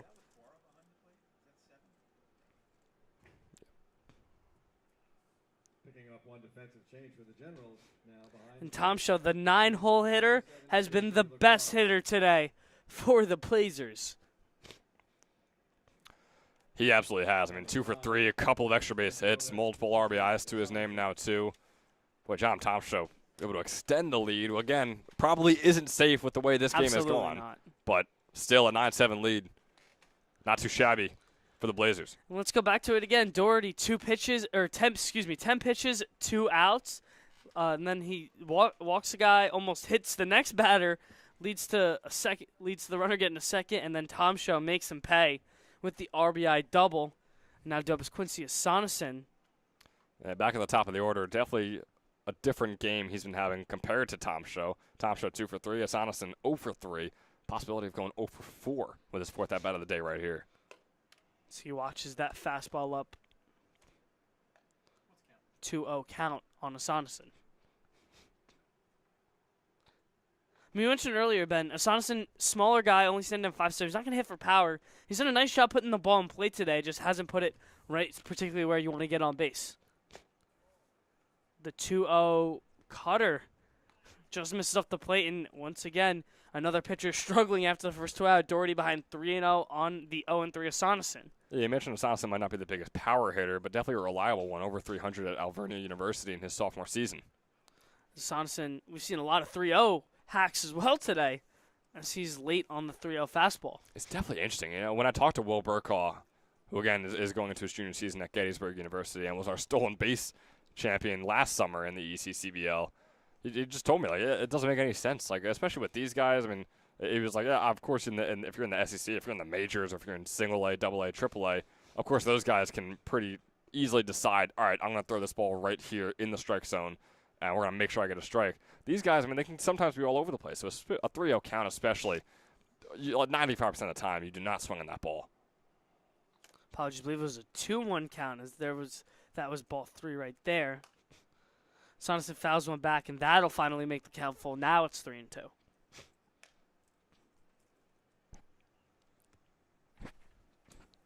Doherty's worked his way all the way up to 23 pitches. Hopefully he can get him out here. If you're Generals coach Mike Coryell, you do not want to have to go into another bullpen arm in the next inning or two. The 3-2 swung on and missed, strike 3. Just blew the express right by him. Jake Doherty, out of all the pitchers today, withstanding some turbulence, the best, and was being very resilient out there. Finally gets out of his jam. Only gives up 1 run in the inning. Blazers lead 9-7 here, headed to the top of the 6th at Moody Park.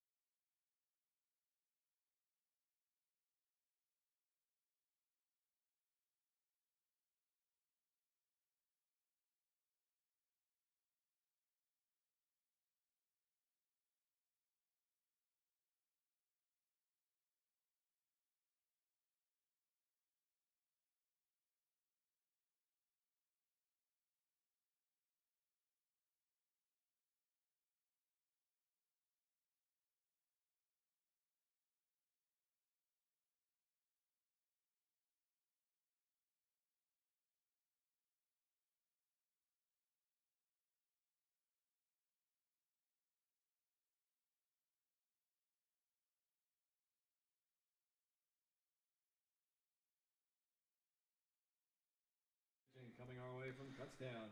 Number And 24, now Jeremy another Fallon. pitching change. Too many hit batters for Joe Ficatoro on the Blazers. In comes Jeremy Fallon, the Kutztown freshman, standing at 6'1", 205, coming off his freshman year. We'll see if Fallon able to locate, as just almost hit him. Could have been a repeat of Ficatoro right away, but instead it'll just be a 1-0 count for Fallon. Yeah, Fallon, a guy who just pitched barely over 12 innings in his freshman season for the Kutztown Bears, had an 8.76 ERA to the 12 earned runs he had. Also allowed 21 hits and 11 walks. So again, I mean, freshman year baseball for these guys is always tough. Just like we see these high school hitters and pitchers go against guys that may be 24, 25 years old, like we have. There's a nice little knock there from one of those older guys in Sawitsky. He laces a 2-0 fastball right up the middle, and the leadoff man is on for the Generals, trying to dig in down 2. Yes, that's Sawicki's first hit today. He got on via the walk before, now on via the hit. So putting together a pretty solid day for the Gen so far. Bischoff back at the plate, had his first hit, which was a nice one at that. It was an RBI triple when he came up. 1 for 2 on the day, looking to add to that resume as the first fastball from Fallon runs back in. He's behind 1-0. Yeah, it wasn't a bad first hit of the summer to have if you're Alex Bischoff. You're 0 for 10 on the season so far, and then, yeah, RBI triple out into right center. Runner goes, throw down, not in time. Defensive change back there. It's Church now behind the plate. No more Schollenberger. Church is going to go take a trip out to Fallon as he is yet to throw. Sorry, he did throw 1 strike, which was hit up the middle. But apart from that, not finding the zone here early. Yeah, only 5 pitches in. Like you said, that 1 strike he threw was pieced out into right center and was a single, and turns into Zestawicki stealing second as well.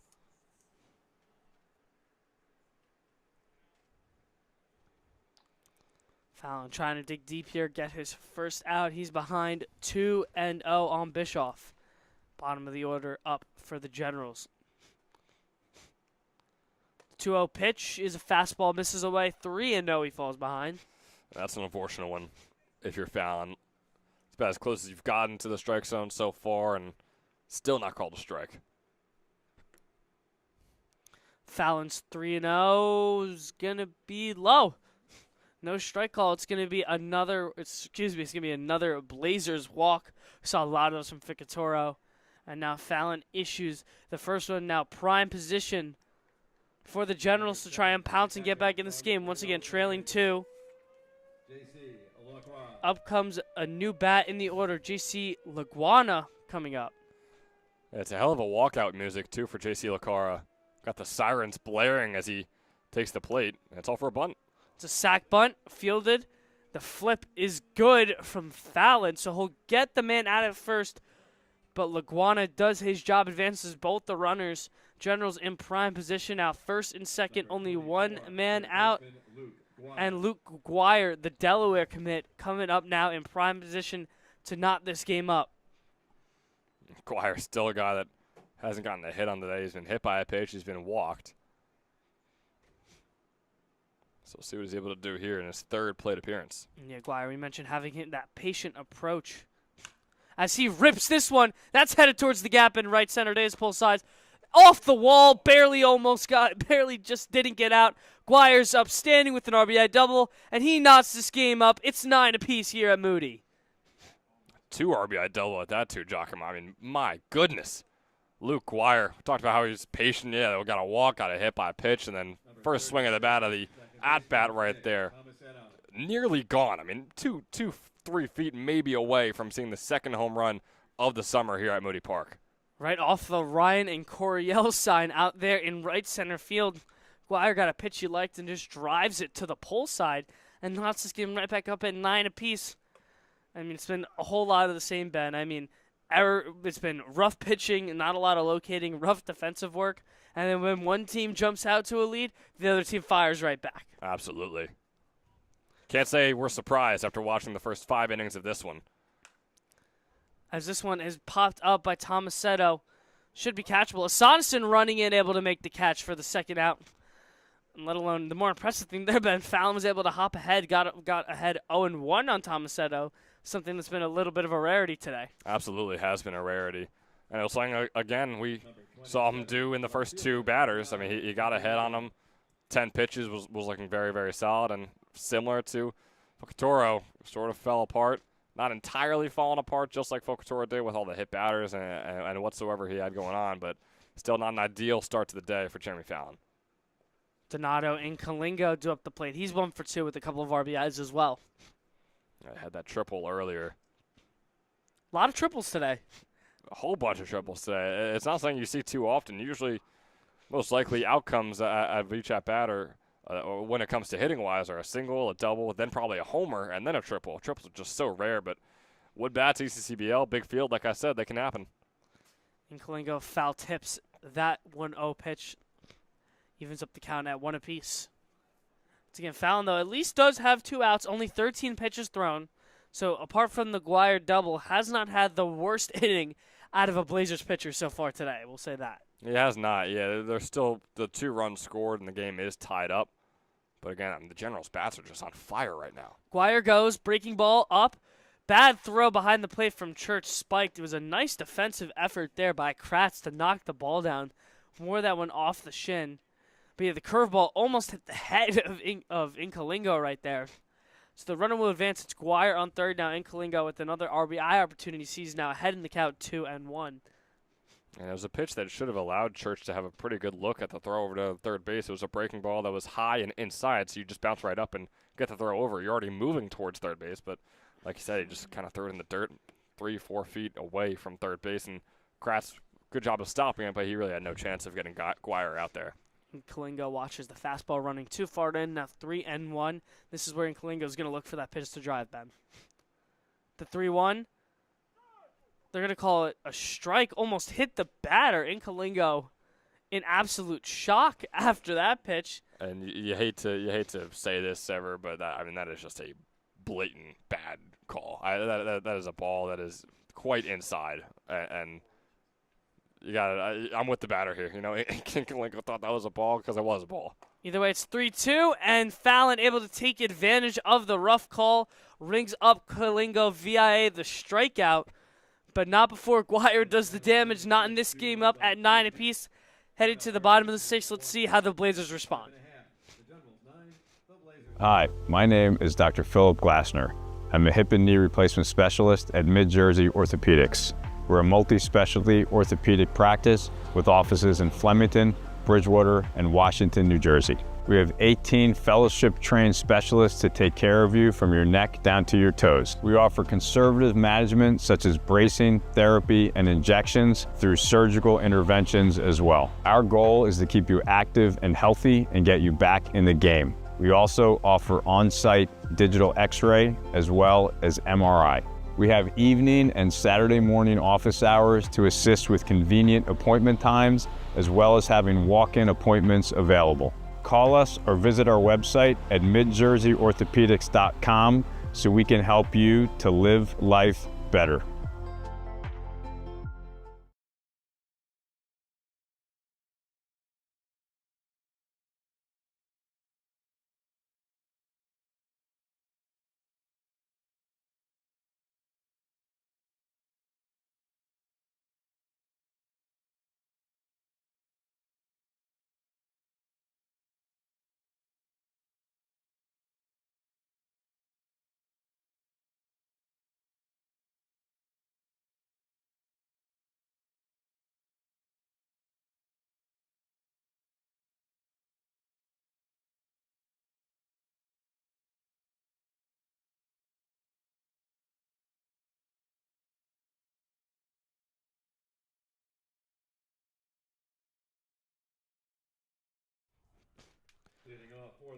As we resume play, Jake Doherty back out on the mound for the Generals, taking the ball. And I mean, Ben, it's been the most even day you could possibly hit. Both teams, 9 game, 3 errors apiece on both sides, and pitching-wise, been a very similar story for both teams. Yeah, pitching-wise is tough to look at right now because there's 11 earned runs on the board, but there still are 7 unearned runs. You just brought up the 6 total errors, 3 for both teams.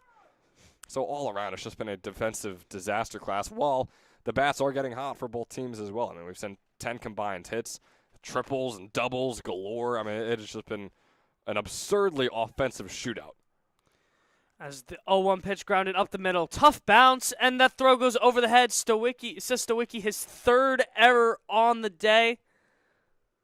Went over the fence. And went over the fence, so not only the error, Everett's going to get an extra base out of that one. I mean, to be fair, I will say, there's a little bit of a rough bounce over there. No, but the problem is he made the play on the bounce. Sure. That's the problem is he made the play on the bounce, and then all he had to do was make the throw to first. And that's the only thing he was not able to do. If he didn't make the play on the bounce, then it's like that's another rough one for Stowicki. But yeah, it's a tough play. That time he made the tough play and still just couldn't make the whatever it is 20-foot throw. I mean, it is just getting out of hand at this point. It's been a rough defensive day for the Generals. It's their fourth error on the day. Now let's Nate Lapp do up with the man on second. He watched the 1-0 fastball down. Here's the 1-0 from Doherty. Check swing. Tapper over to first, gets by Wisniewski. And the runner's going to come home safely. It's an RBI single for Lapp. As that ball was hit hard enough. Not an error. Took a rough bounce, but nonetheless, it's another RBI for Lapp. And now it is a 10-9 game. The Blazers hop back right out in front. I mean, you're just looking at the scoreboard right now. There have been runs by both teams ever since the third inning. 2-1 in the third inning, then you had a 3-3 in the fourth, 1-1 in the fifth, 2-1 in the sixth. I mean, it is just absolutely absurd right now with how well both offenses have played. The newly inserted Travis Church up the ditch. First man running his Lapp. He's going to slide in there safely.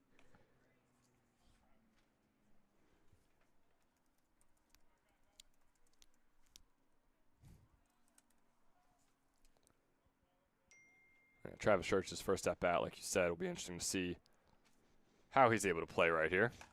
Travis Church, though, now Maris commit as he rips a single down the line. Could be a double. He gets tripped up around first base, so he's going to hold up at first. Travis Church's first at bat of the summer is a good one. An RBI single extends this Blazers lead 11-9. 2 straight RBI singles, 2 straight hits that made contact with Wisniewski, but they're hard hit balls right over to the first baseman. Those are not errors. So, boy, Wisniewski's probably not feeling too great over there on first. We know Stowicki's not feeling too great on short. The Generals aren't feeling too great here in the bottom of the sixth. Ivory has a big swing and a miss. At that first pitch fastball by Doherty, he falls behind 0-1. And once again, relief pitching struggles. That's been the headline of the game today. Doherty is no skimp of that. Doherty, 30 pitches and still only 3 outs to show for it. Another runner. I believe they go pitch out, but still shouldn't matter. As there you go. Another stolen base. This time Travis Church steals his first base. I mean, nice sequence there for Church. His first hit, first RBI, first stolen base right there for the catcher from the Blazers. He's all over the field right now. For them, was pretty solid behind the dish, too, with all that equipment on, playing catcher in the top of the sixth. Not a bad start to the game for him. The 1-1 from Doherty just off the plate. Doherty hasn't settled in the zone, as we mentioned, 1 million times already today. Yeah, I mean, you could say that about pretty much every pitcher that has taken the mound, right? I don't think anyone's settling in on that mound right now. Another swing and a miss. May have been a little bit of a foul tip there by Ivory. Count knotted up at 2 apiece. I mean, we keep mentioning the score, but it's just, I'm just straight up in awe. It's an 11-9 game in the 6th inning. 6 hits now, even on the day, both 6 hits apiece, and a combined 7 errors between both teams. And to think we started off the season with a 0-0 tie game where the Generals and the Mammoths couldn't put a single run on the board. Speaking of the Mammoths just completed the sweep against the Kings. They won the first game 8-3, won the second just 1-0. So solid performance from them over there at Mercer County Community College, improving, adding on 2 more wins to their record. As Ivory works a full count here, Doherty trying to battle. It's going to be ball 4, and another walk issued by a Generals pitcher. Harold Ivory will take his walk over to first, brings up Brendan Black 0 for 1 on the day. He had one of those many, many walks issued by the Generals pitchers. And this time he's got first and second none dead. So you can probably expect a sacrifice here, Ben. Try and move these guys into scoring position. You definitely could. I mean, there's no guys out. You got 2 runners on and 1 in scoring position. Taking a big hack at the first pitch, though. Got the green light from the coach. He's gonna fall behind 0-1. I mean, Ben, if you're this Blazers team right now, you don't want to let Doherty have any easy at bats right now. I mean, the tires have been falling off of him for a while. I think they've done a good job of that, making sure he doesn't have any easy at bats. I don't think he'd say he has any easy at bats right now. Double steal. Ivory's gonna be the one tagged out. So you saw Church was the one who got first. I mean, it was a great defensive read back there by LaGuara. He faked the throw to third. He let Church take the runner, but able to hose down Ivory second, and then Ivory tagged out going back to first. So at least there's the first out now. So it's 1s across the board, 1 ball, 1 strike, 1 out for Jake Doherty. Doherty's 1-1 curveball. Just couldn't hit the corner of the zone. 2-1, he falls behind. I mean, it's just been long, grueling innings with neither defensive team getting the outs that they really need to keep just some kind of momentum.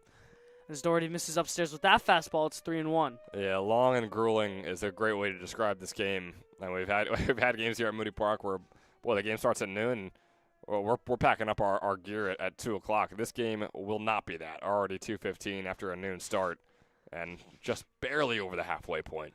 Swing and a miss there from Black, as now it'll be even up at the count. It's full. Doherty desperately needs to get out of this one. Don't want that 12th run to come across. Doherty comes set, his 3-2. Swung on, belted. It's going to be a sac fly there. It's going to take Carlo Pincel all the way back. Runner tags. Throw home will not be in time, and it'll be the 12th run. Look and sounded off the bat like that ball went a lot further than it did, but nonetheless, job well done there by Black, as he'll add the 3rd run of this inning for the Blazers. It was a bit of a moonshot right there by Braden Black. It got out there, of course, but just had way too much loft on it. Got 2 under it. But again, it's a perfect sac fly. I mean, you still have Cano Pizzell all the way out there having to make the catch, and then the easy run scores. Yeah, I said belted, Ben. I thought that ball may have had a chance off the bat. Oh, I mean, no. Trust me when I tell you, you'll know when a ball has a chance off the bat here at Moody Park with these wood bats. I promise you. As Kratz was trying to give you one of those swings on his 0-0 hack, comes up empty. He's a guy who's still looking to get on base for the first time today. He's 0-for-3.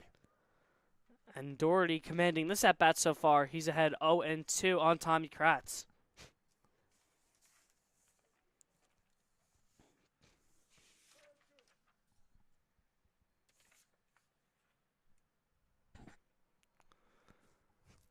Doherty coming set, his 0-2. Cut on and miss, strike 3, blows the Express upstairs right by Kratz, and the golden sombrero there today for Tommy Kratz finally wraps up the end of the 6th inning. We are at a 12-9 ball game here at Moody Park. Blazers lead, headed to the top of the 7th.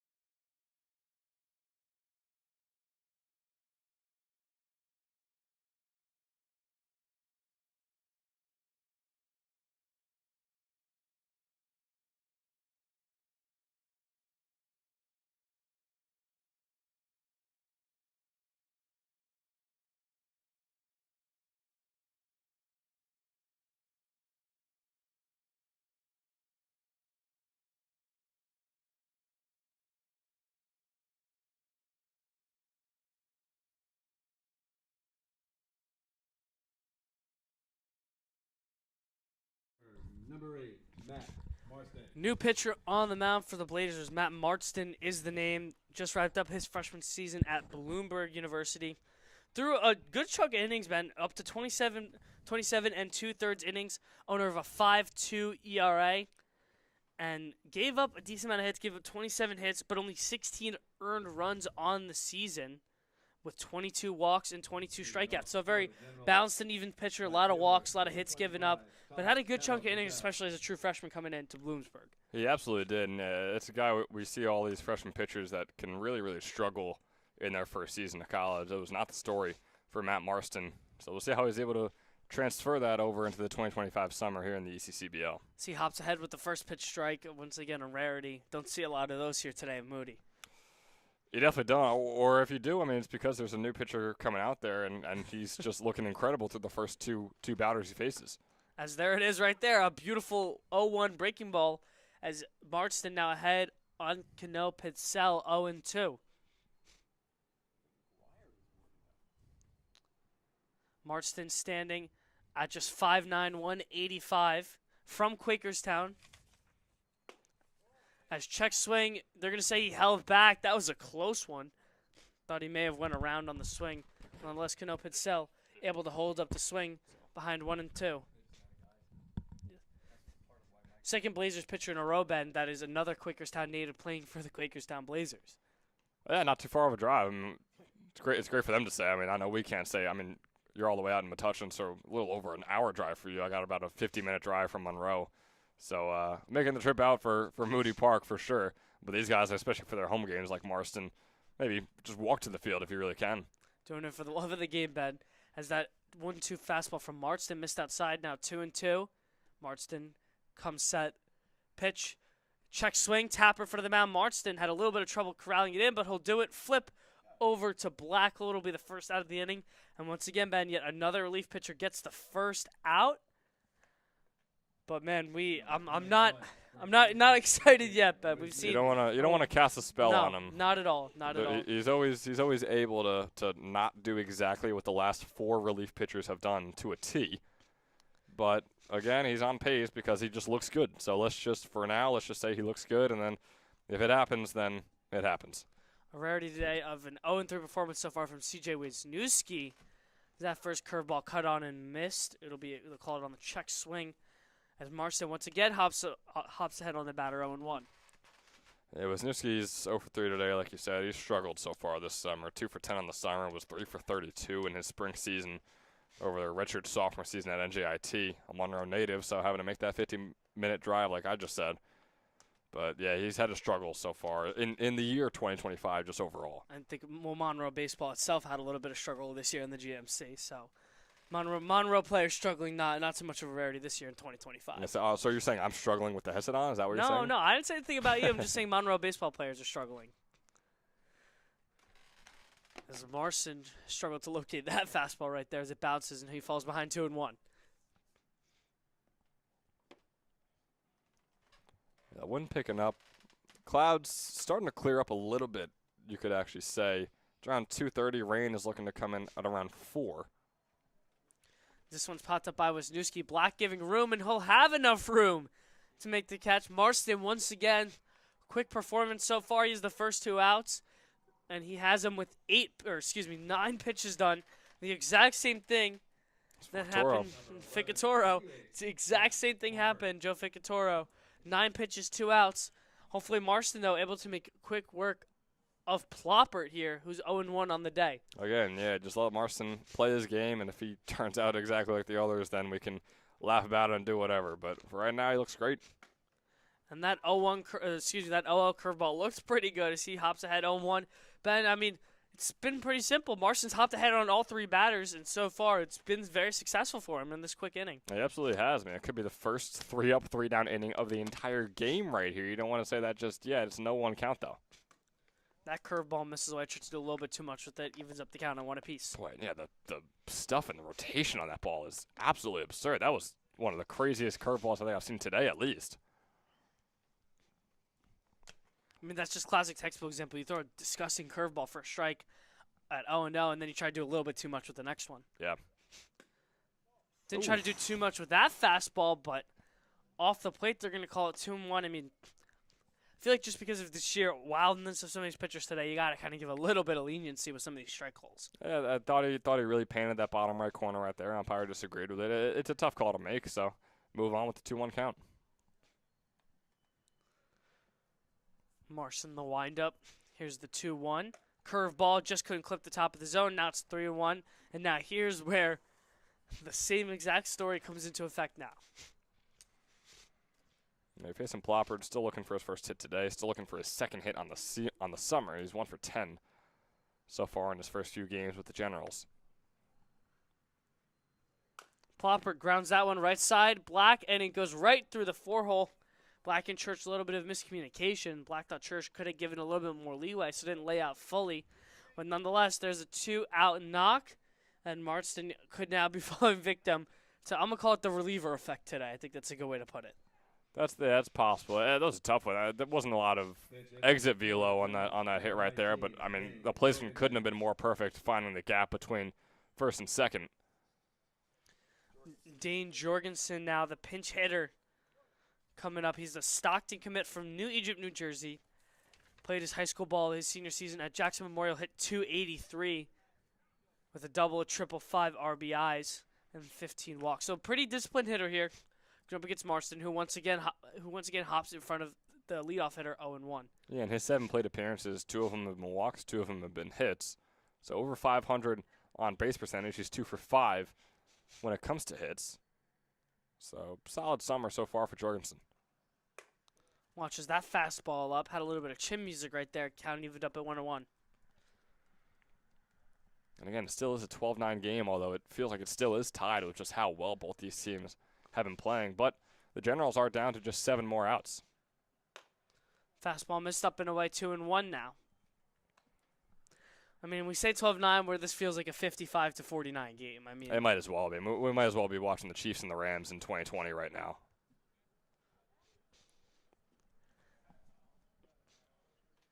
And it's not like there's been an absurd amount of hits, though, Ben. Only 7 hits for the Generals and 6 hits for the Blazers. It's been errors and walks and bad pitching today. Even the walks haven't even been the worst. It's been the errors and the hit by pitches. I'm not going to throw out any names, but, we've seen a lot of hit by pitches, and the errors have just been atrocious. Again, there's 7 unearned runs on the board right now, which is just unacceptable, no matter how many runs are in total on the board. As Marston walks his second batter in a row once again. I mean, is this Joe Ficaturo's, exact twin? I mean, literally did the same exact thing. 2 outs through 9 pitches. Now walks the next 2 guys, and now Stuzowiski trying to make him pay. I wouldn't say exact twin, no hit batters just yet. Sestowicki is a dangerous batter, though, with 1 for 2 on the day. Instead, it's going to be Doherty. Yeah, Doherty is going to hit for himself now. They want to keep him out there.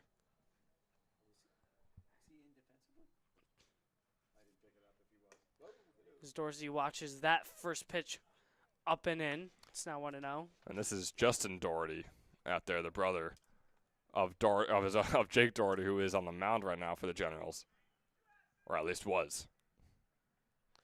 We'll see if he's going to trot back out there for another inning. He was only around 40 pitches, so should be good to, I would think, at least go 1 more. As his brother washes a 2-0 curveball, double steal. Runners both advance. Now runners at second and third. And for the first time, Marston in here with some trouble. Down 2-1 to the other Doherty. The runners with both runners in scoring position. Yeah, already 22 pitches deep into his first inning of work, which unfortunately seems to have been the average per inning so far this day. As Justin Doherty, a big swing and a miss there. 2-2 is now the count.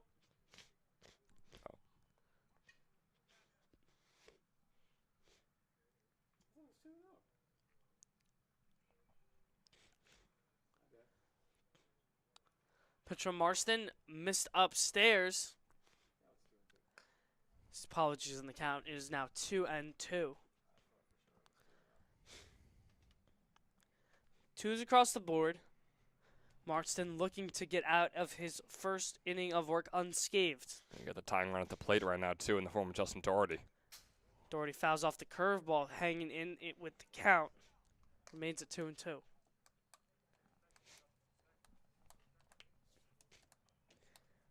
Then I wouldn't be shocked if this is a game-tying home run. I mean, that's just kind of how this game has gone today with this voodoo spell magic. I know we've seen pretty much everything we could possibly see here at Moody Park, but I got to say a home run would still surprise me, and it always will whenever we're out here in the ECCBL. Long time for Marston to come set. Here's the pitch. It's going to come inside and hit him. Not a rarity at all there, as that's going to load the bases up for Bischoff, who has been swinging a hot bat today. Came into this game hitless in ECCBL. He has 2 hits today.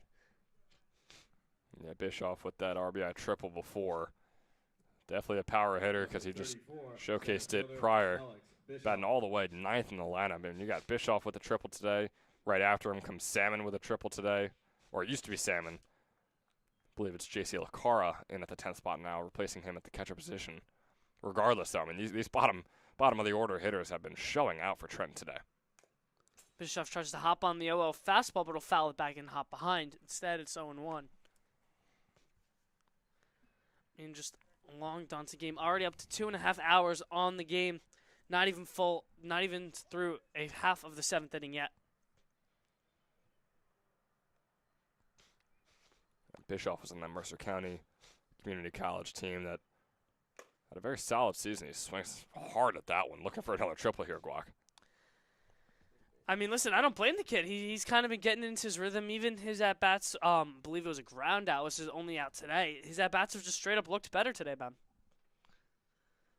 0-2 now. Marston ahead of Bischoff. Still has a chance to get out of this inning unscathed if he strikes him out here. Which he will. Strike 3 looking. Bischoff watches the beautiful curveball right down the middle. As the Blazers finally able to throw up a 0. It's the first 0, as you mentioned, Ben, since the 2nd inning from either team. Score remains 12-9. Blazers out in front. They're coming back up with the bats here. We'll see you right back here just in a second at Moody Park in Ewing.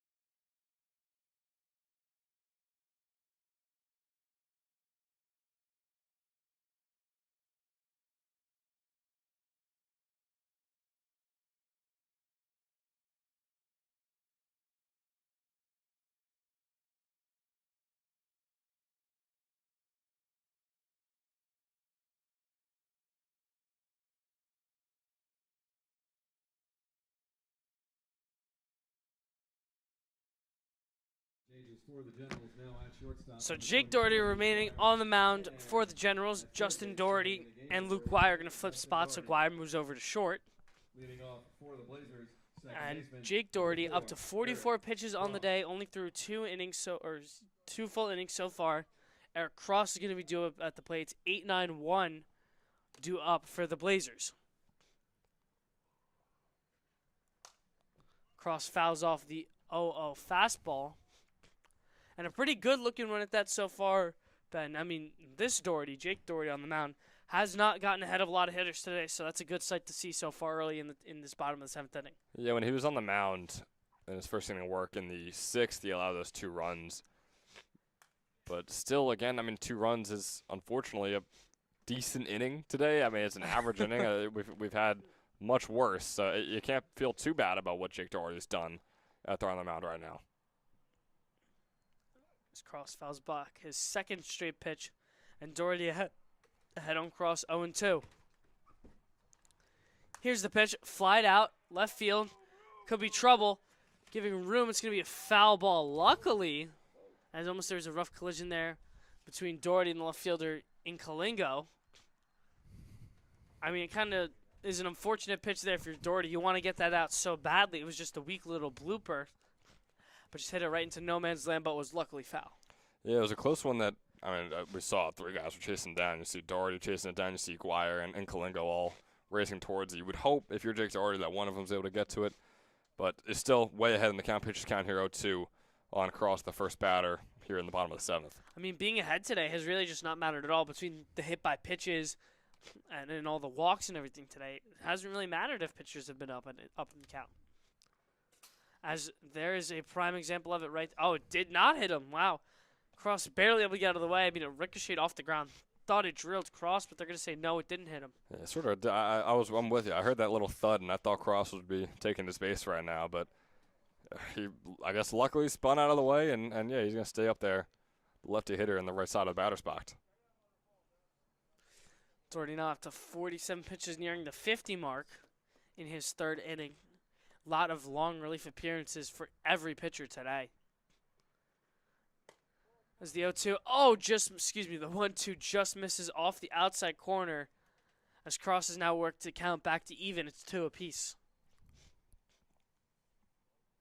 Yeah, these are just the unfortunate parts for these pitchers today. The 0-2 count, and they just cannot capitalize. As here's another prime example of full count now. 0-2 to 3-2. Eric Cross has worked his way fully back into the count. This is a big pitch now. I mean, if you're the Generals, you want to cut this lead right here. Throw up a 0. As Cross swings and misses at the full count fastball. 1 out, quick and easy for Doherty. And going back to that, Ben, I mean, if you're the Generals, if you want to climb back into this game, you just for the first time since the second inning, threw up your 0 on offense. You want to throw this 0 up on defense and try and score 3 in the 8th and get back in this one. You absolutely do, and nice job against Cross, too, who is a fairly patient hitter today. Had 2 walks in his first 2 plate appearances and now has 2 back-to-back strikeouts. So in his 4 plate appearances, 2 walks, 2 strikeouts. And a nice solid way to get the first out on the board here in the bottom of the 7th. And here's the best hitter of the day today, John Tomshaw, the 9-hole hitter for the Blazers, 2 for 3 on the day. A triple and a double for the catcher. The left fielder.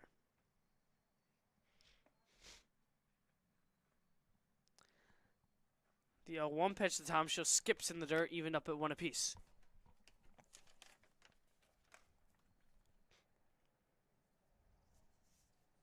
Yeah, Tom's just a high school guy, too. Just graduated less than a month ago. Headed off to Montclair State. It's only 1 for 4 coming into this game, but of course 2 for 3. Easily his best game yet. It looks like that one hit him, Guac. Fastball just ran in.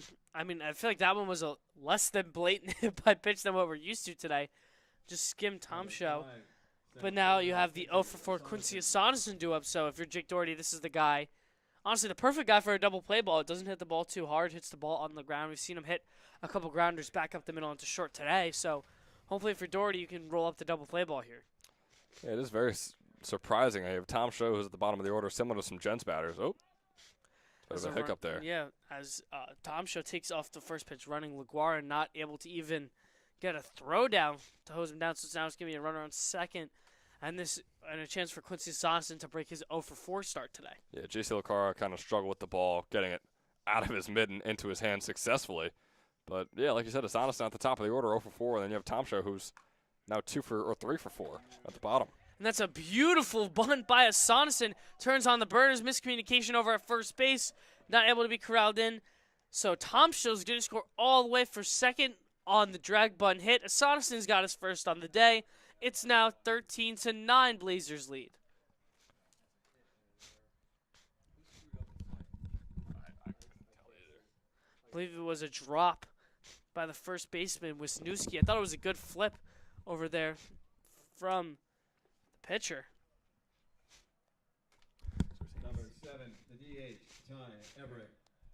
Sack bunt safe, and then the run scored on an error. Yeah, it's got to be an error because he wouldn't have advanced. Everett now up the plate as he fouls off the first pitch fastball.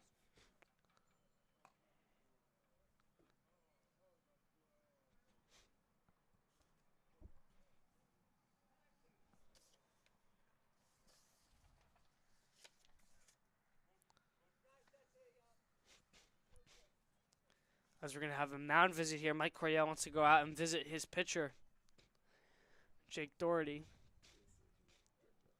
I mean, Ben, honestly, pretty good time. I mean, Doherty, that's just the roughest way to give up a run for the pitcher. Sonderson, I mean, listen, laid down a picture-perfect bunt. But if you're Doherty finally starting to find the zone, Sonderson lays down a textbook bunt and just scores another run, adds on to this Blazers lead. Yeah, Blazers now holding that 4-run lead. And again, 4 runs is seemingly nothing to the Generals today. But still, you're down by 4 and late in the game, where this is a game where you've been up 4 at times and you've been down 3 at other times. It's been a roller coaster, and you're just hoping that it's going to continue the ebbs and flows that they've had today. And hopefully they're going to reach that peak and they're going to ride the wave up soon. But, yeah, right now they're definitely lower on the totem pole. So count is even at 1-1. Coryell just after his mound conference with his pitcher. Jake Doherty up to 57 pitches now on the day. He's only thrown 2 1/3, giving up a nice handful of runs on the day. We'll check over out Sonderson at first. Sonderson, one of the quickest guys in that Blazers lineup. 10 stolen bases at his sophomore season in Alvernia as he takes off running here. Sorry, it was a fake steal. As Everett swings and misses at the high fastball, he falls behind 1-2.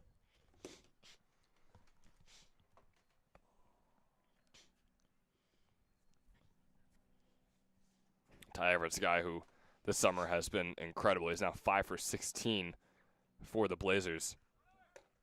High fastball misses. Throw down to second base, not in time. The speediest Sonderson swipes another bag on the day.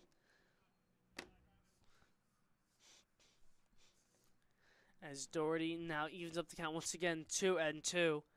As his Generals team is just trying to trug through their defensive innings today, have struggled mightily, giving up a total of 13 runs and 3 errors on the day. Yeah, 8 total errors, 14 hits. This has just been like I said, I think I've said it 3 times. I'll say it for the 4th time. Defensive disaster class here at Moody Park. As Everett with his worst swing of the day goes flailing at the 2-2 curveball. So Doherty finally able to register the second out of the inning via a strikeout. And up comes Nate Lapp trying to add on with the Sonderson is stranded over at second.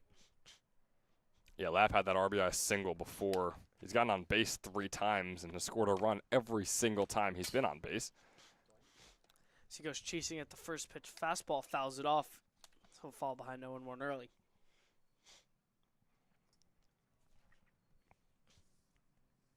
Lapp, someone who I mentioned before, wrapped up his redshirt freshman season at Millersville where he did not play, but has been incredible so far this summer and has kept it going. So far here today, he's 1 for 2. Yeah, 6 for 4 on the season with 3 RBIs. With 3 RBIs coming into the contest. Adding, you said he scored a run himself all 3 times today as he watches an 0-1 fastball over his head as Sonderson moves up over to third base on the wild pitch. Lapp standing at just 6 foot 170. Just 6 foot is a very strong stance to take too. Saying just 6 foot is fun. It's fun to throw out there. I mean, for the amount of pop that this kid's showcased so far, I mean, That's just true 6 too. foot, just 6 foot is impressive. I mean, also there's some really big kids on this Blazers team. I know we're looking at Harold Ivory, who's 6'5", 225. We got Mike Pasco, who's 6'4", 225. There's some big dudes over here with the Blazers. Lapp watches another fastball down. He's way ahead in the count, 3-1. Doherty falling behind once again. Doherty has thrown at least 20 pitches in each of the 3 innings we've seen him in. I mean, this has just been rough. Lapp thought Lapp thought that pitch was a ball. I mean, I thought it was right down the middle. Because that pitch was a ball. Oh, I don't know about that one, Ben. I thought that one was a lot closer than the one we saw earlier. Sure, you could say that, but boy, oh boy. Nonetheless, it helps Doherty's cause as he rings up Lapp with a strikeout swinging, and he's finally able to get out of the innings, but nonetheless, surrendering another run. Blazers extend their lead 13-9, and we're finally headed into the 8th inning here at Moody Park. Hi, my name is Dr. Philip Glassner. I'm a hip and knee replacement specialist at Mid-Jersey Orthopedics. We're a multi-specialty orthopedic practice with offices in Flemington, Bridgewater, and Washington, New Jersey. We have 18 fellowship-trained specialists to take care of you from your neck down to your toes. We offer conservative management such as bracing, therapy, and injections through surgical interventions as well. Our goal is to keep you active and healthy and get you back in the game. We also offer on-site digital x-ray as well as MRI. We have evening and Saturday morning office hours to assist with convenient appointment times, as well as having walk-in appointments available. Call us or visit our website at midjerseyorthopedics.com so we can help you to live life better.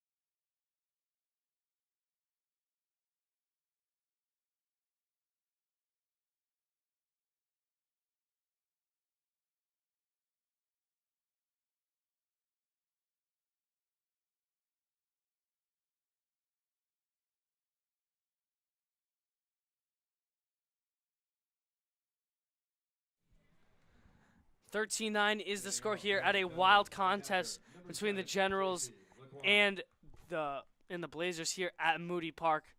Blazers lead 13-9 once again. Jock Mompriali joined here by Ben Chadwick for more ECCBL action. Matt Marston out for the second inning. He had, I'd say, by far the best relief inning. He only gave up one run in his relief inning.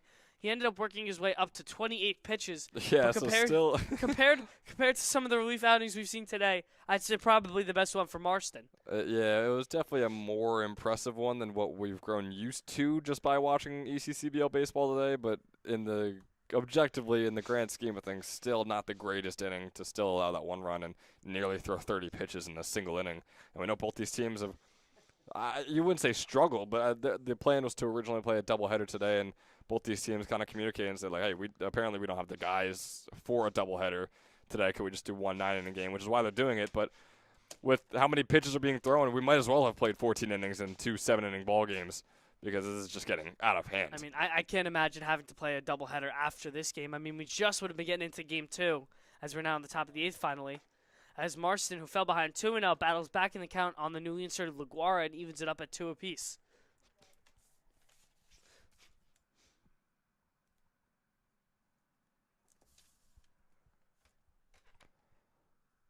And Generals with just 6 outs to work with, too.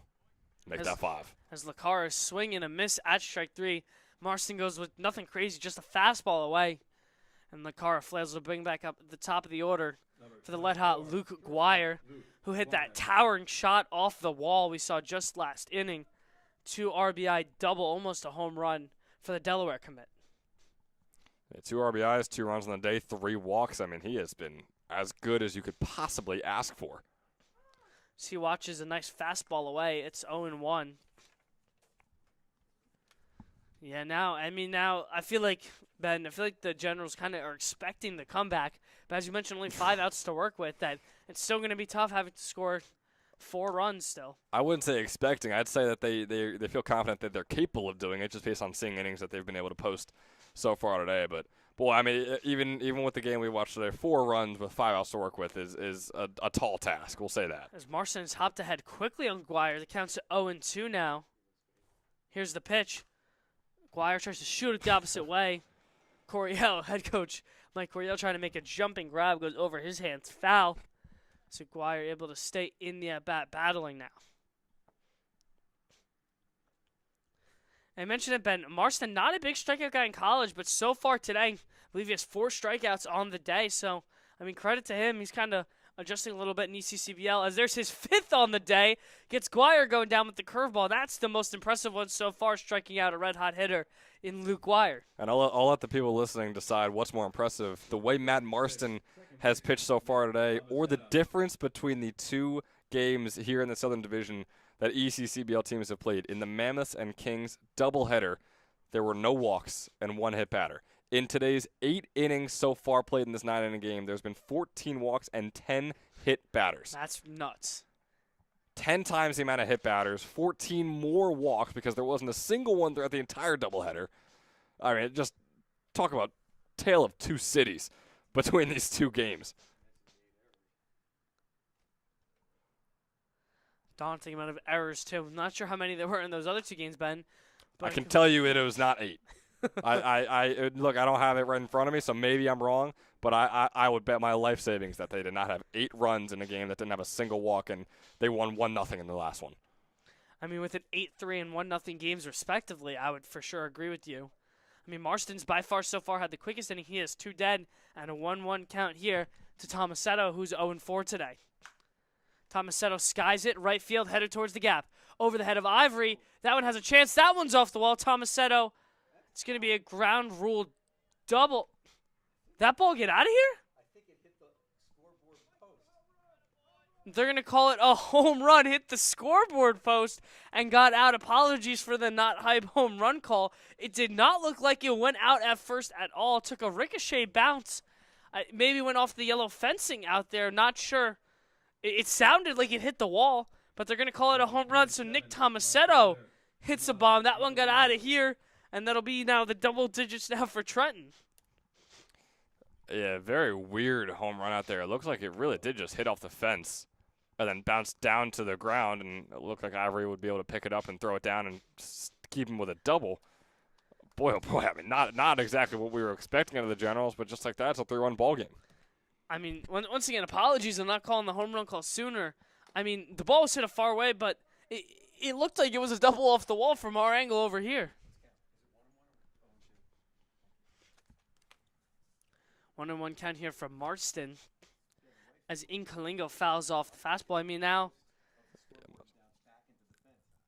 I think they're going to say it hit the post of the scoreboard is what they're going to say and bounced out. So, such an oddity here. Inkalingo looking to do some damage, and he will. There's a nice 2-out knock there by Donato Inkalingo, and Marston's getting a run for his money here after cruising through the first 2 outs. There's a runner on with 2 dead, and now Thomas Cano Pitzel due up at the plate, who's 1 for 2 on the day. That's all of a sudden. You know, you got a 3-run game. You got Thomas Cano Pitzel, a guy who hit a triple earlier for his 1 hit of the day. You got Inkalingo over there on first, who's stolen a couple bases as well. It's still very unlikely, but it still also is only the 8th inning. So 4 outs and 3 runs to work with. Marston check over on Inkalingo on first base. Marston worked his way all the way up to 42 pitches on the day. I mean, Ben, I would assume if I'm the Blazers, I'm gonna keep Marston out there for the 9th inning at this rate. He looks good. I mean, that home run is a rough one, but right there, a nice breaking ball finds the bottom left corner for strike 1 of this count. So, yeah, you can't be mad at him all. He's got 2 outs through just 14 pitches so far in this inning. So, absolutely keep him out there, and hopefully he can end off the game for you. I mean, I'd say by far Marston's had the best relief outing. Again, nothing absolutely crazy, but compared to some of the relief pitchers we've seen today, Marston's been the one who's been the most rock solid. Yeah, again, he still has allowed a run in each of the innings he's pitched, and he is over 40 pitches through his 2nd inning. Again, through nearly 30 pitches in that first one. But again, with what we've been used to, yeah, he's been solid compared to others. As that fastball misses out, as he falls behind in the count once again.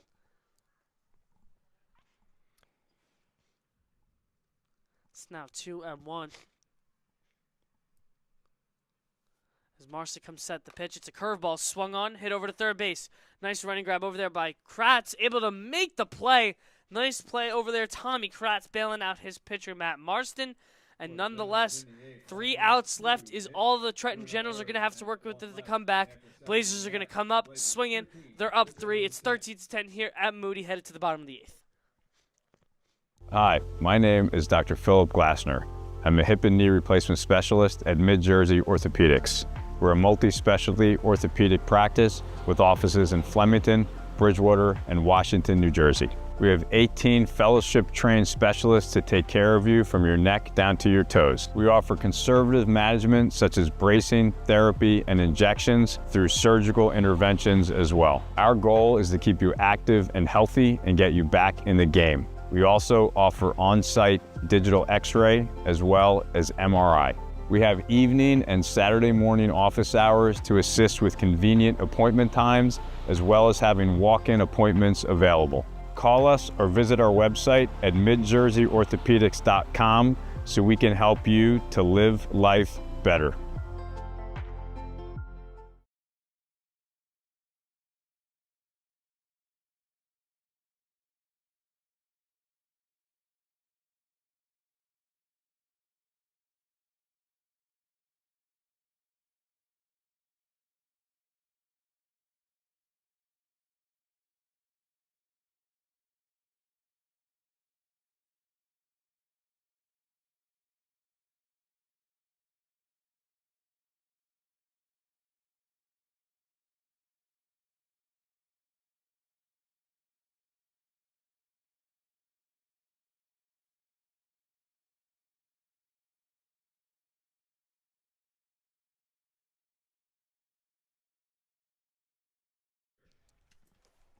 Travis Church now up at the plate. He's 1 for 1 on the day.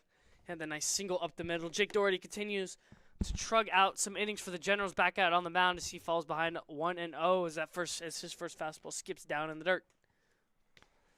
And Doherty, this is 4th inning of work, already nearing 70 pitches on the day. I mean, there's just been the story. Actually, there's been many stories of the game. There's so many storylines. You could talk about the 13-10 ball game. You could talk about the Blazers not having a single hit for their first 4 runs scored. You could talk about the 8 combined errors, or you could talk about every single pitcher averaging about 25 pitches per inning. You could talk about the oddities today, too. We had a home run that hit off the wall or something in right field, a broken light. Here's a pop-out that's not caught. That's obviously not going to show up as an error, but that ball should be caught every single time there behind the plate. Yeah, that catch has to be made by LaCara. It's a tough one to track. Of course, the clouds are really overarching, and there's no real blue sky to contrast the ball against.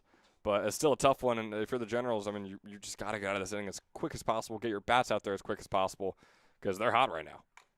As Doherty gets a tapper back up the middle, coming in is Tomasetto to make the play, and he makes the nice backhand one, and that rings up the first out of the inning for the Generals. So how about Tomasetto? You go straight from hitting a homer, and then you make a very, very solid play over there on second base, tracking that one down, getting the quick throw over to Wisniewski. And that's a big one at that. Doherty able to bear down, get the first out of the inning. Now Harold Ivory up at the plate. As that cutter runs in a little bit too much. And once again, Doherty behind in the count. Ivory's had a couple nice plate appearances today. He still is 0 for 3, has a walk because he shoots this one right back up to center. It should be playable. Bischoff coming in, makes the catch. Doherty a quick 2 outs, and as you mentioned, Brad, just what the Generals needed. It absolutely is. Yeah, defensively, it's about time. You could say that the Generals started to get going. They've allowed at least 1 run in every single inning since the third, allowed 2 in the first as well. So it's just that 1 shutout in the second inning for both teams, and that's really been it for the Blazers. They've been hot everywhere else. As here's should be out here as it's ground over Tomasetto. He makes a play, and oh my goodness, bud, 3 up, 3 down, I believe for only the second time today, and at that by far the quickest one we've had today. So we're going to get right over to the 9th inning quickly. Generals need 3 to keep playing. It's 13-10. Blazers lead here at Moody Park.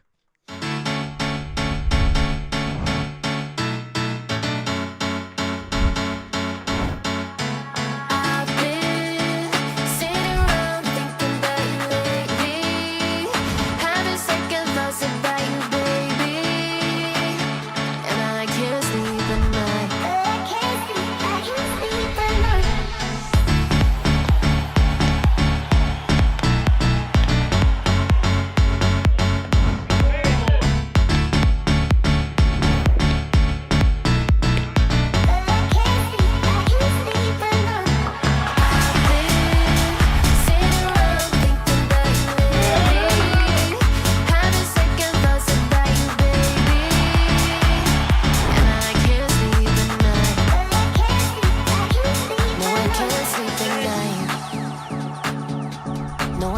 sleep at night. No, I can't sleep at night. No, I can't sleep at night.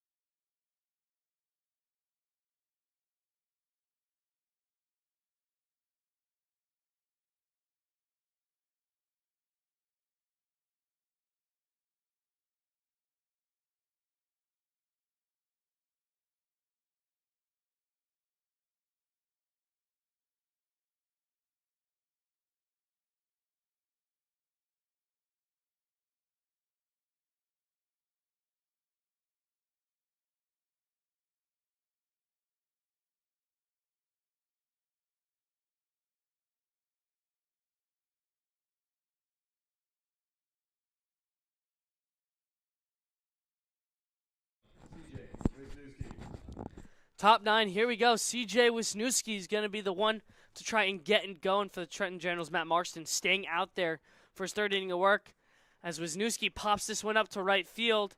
Could be one pitch, one out. Ivory surveying underneath it, and he'll make the catch. And that is a quick out at that for Matt Marston. How about that, too? I mean, Wisniewski is exactly the guy you want to see if you are Marston. He was 0 for 4, didn't get on base a single time today, and one pitch is all it takes to get him out of here and move on to Jack Ploppert. Ploppert, a little bit of a different story. 1 for 2. He's gotten on base 3 times today, walking a hit by pitch. As Marston comes sets quickly, his 0-0 is going to be curveball taken down by Ploppert. Yeah, got a bit of a drizzle going on out there right now. Just 2 outs away from ending this game, of course, unless the Generals are able to muster up 3 runs to tie this up or more to take the lead. Or unless the rain starts torrentially downpouring, which we pray doesn't happen. Oh, but it is coming down out there. I will admit, the wind blowing left to right, the rain coming down pretty heavy with it. It was a drizzle before, but man, it's coming down now. Marston now falls behind Ploppert 2-0, trying to wrap this thing up and give the Blazers their league-leading 6th win as that curveball finds the strike zone. It's now 2-1. Yeah, this Blazers team, boy, they've never seen a game quite like this, but they've come out successful in every single game so far, coming off a 7-4 win at the Express on Thursday. 2-1 pitch from Marston outside. It's now 3-1. Generals finally threatening to at least get a man on base here when they're down 3. And 23 runs is also the most combined runs that the Blazers have seen in a game this season. That 7-4 win was previously the record holder for them, 11 runs, and now they've got 23. Ploppert watches ball 4 inside, so the Generals now threatening. Marston surrenders a 1-out walk, and up at the plate comes Dane Jorgensen. Shortstop Dane Jorgensen.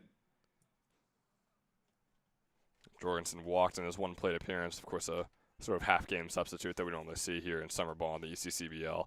Guys that are both playing the same position and both showed up to the game, trying to make it work to get them out there. Jorgensen able to walk in his first plate appearance, hoping for at least that right here. I mean, boy, he would love to rocket one and move Ploppert well around the bases right now. I mean, that would be a big one. I mean, if he hits and gets on base successfully here, Ben, could bring up the game-tying run at the plate as he swings and misses at that fastball upstairs, counts even at 1 apiece. And Jorgensen, like we said, it's been real solid so far this summer. 2 for 5 with a couple walks to his name and 3 runs, so an over 500 OPS and over 300 average, although a very small sample size.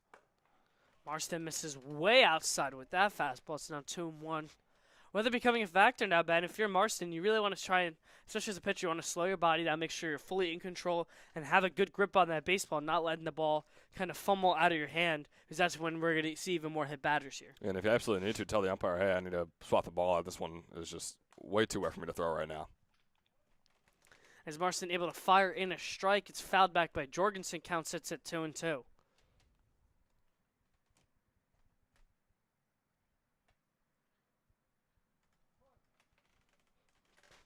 And this is a big at-bat right here for both Jorgensen and Marston. 2-2 count. Marston wins the battle. It's a strikeout. Not going to be thrown out. Throw goes way too wide. Runner's going to try and advance over to third, as he will. It's Ploppert who's slid in safely now over to third. I mean, obviously the run means nothing. The big pitch was the out as Marston gets the second out of the game, and it's all left to Justin Doherty with 2 dead to try and keep it alive for the Trenton Generals here. Yeah, you still got the tying run only on deck right now Doherty. in the form of Bischoff, so it's a tough situation to be in.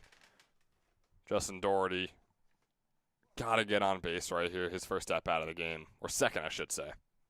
Walked in his first at-bat. Doherty watches the curveball strike one. Marston hops ahead. Think about Marston, like a lot of the viewers at home want this game to just be done, Ben. I mean, it's been a long 3-hour game. And all of a sudden, I mean, that last inning was maybe 7, 8 pitches long, and it was a quick one. So game could have easily gone 3.5 hours, if we're all being honest. But looking at the moment, like it'll just be barely over 3 hours, which is a bit more manageable for viewers, for the players, for us up here in the press box, for everyone in attendance here at Moody Park. As that fastball was fouled off, Marston way ahead on Doherty, 0-2. Trenton down to their final strike. Big here from Marston, his 60th pitch of the game, 14th of the inning to wrap up his 3rd inning of work and possibly the game. Marston out of the windup. His delivery, cut on and miss, strike 3. This game has finally wrapped up, a chaotic one at that. Blazers are going to take the win, and they're going to be at a league-leading 6-0. Trenton's going to fall to 2-2-1. The story of this one, Ben, bad relief pitching, a lot of errors. I mean, a total 9 hits for the Generals, 7 for the Blazers, and a combined 9 total errors in this long 3-hour game. But that'll wrap it up for us here. Jocelyn Pirelli once again, joined by Ben Chadwick here at Moody Park in Ewing.